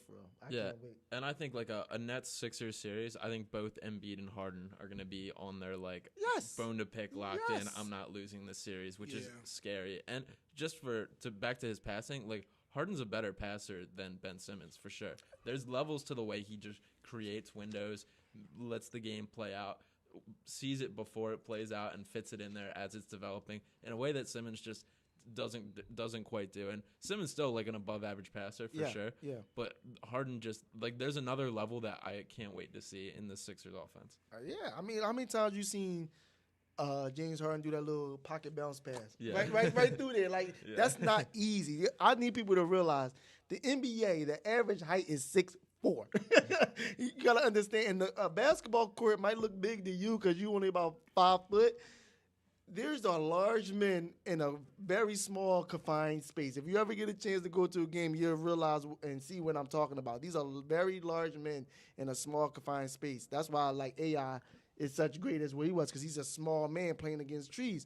But for you to work angles, bounce passes through legs, in between people, even splitting defenders, things like nature like that, like this is stuff that we needed from our point guard, Ben Simmons. The playmaking ability to be able to create your own spot. You're about to see what we've been asking Ben Simmons to at least attempt to do in his time here. And it's going to come to fruition. I really feel like by the end of the year, going to the playoffs, we really going to see this team rolling and going. It's just all about how we put it together. And, I mean, I do want to ask you this. How do you see Doc using this team, or how would you use this team when you got the addition of, like, a James Harden? So, like I said, hopefully we won't see all bench lineups, but I think that so it's weird. So the Sixers have – so if you go back to the Brett Brown era, we never seen pick and rolls because that's what we just didn't have the personnel. That just wasn't the system he ran. But now – with Doc, we run pick and rolls, but with Ben, we really couldn't as much. But now we're really running them. I think it's going to be a lot of pick and roll offense, the same type of Joel offense where, he works from the elbow, he works from the nail, he works from the top of the key. But also I see a lot more entry passes being made by Harden so that the double can't come from the near side. The double has to come weak side where he can see a little bit better where the double is coming from, to allow him to become even better passer because he'll be able to see. So before, even like they would double off of Seth, and it's like, are you really doubling off of James Harden? Right. Like, so I see that. I just hope that one of the four guys are on the court at the same time. So it's Maxey, Tobias Harris, James Harden, and B. I think one of those guys have to be on the floor at all times. Yeah. So I hope Doc goes into that. But then also I'm just curious to see Harden and B pick and rolls. And I'm really curious to see like a situation where you saw in the past like how there was a thing where because Ben couldn't shoot, or the way they kind of did some pick and rolls with him where they would run pick and rolls and kind of that screener would be a shooter. And they would like fly. I'm interested to see like some kind of like Maxey Harden stuff together, like a two-man game between them to try to get different matchups. So we'll see. I don't think Harden will play on Friday. He may play Saturday, but we'll see. I'm very excited for the long term what this does for Maxey too, because there's like a lot of similarities in their games. Even when you think about like the step back that they both do is kind of similar. And Maxey is just like a sponge in the way that he takes things in. He wants to learn. He wants to work. And to be around a guy like James Harden that he can just watch the way he goes about his business, the way he does things, and learn from that, that's awesome. And really what a lot of this is about, we're looking down the road, is like, how good can this guy get? Like, that's kind of the lingering, I guess, ceiling raiser for this Sixers team, is how good is Tyrese Maxey? Because we know to an extent who Joel Embiid and James Harden are. There's still a little bit of a question mark for just how good Tyrese Maxey can be. And this is just another way of, like, you're increasing his potential by, like, surrounding him with these players. So I think that's awesome. And also a storyline I don't think talked about enough is how well it matches up. Tobias's contract expires at the same time Maxey's rookie deal is over. So that's just, to me, like a seamless like handoff of the baton, next generation, the way that works out. And I'm excited for this year especially. And, I mean, I agree that at least one of the four has to stay on the court.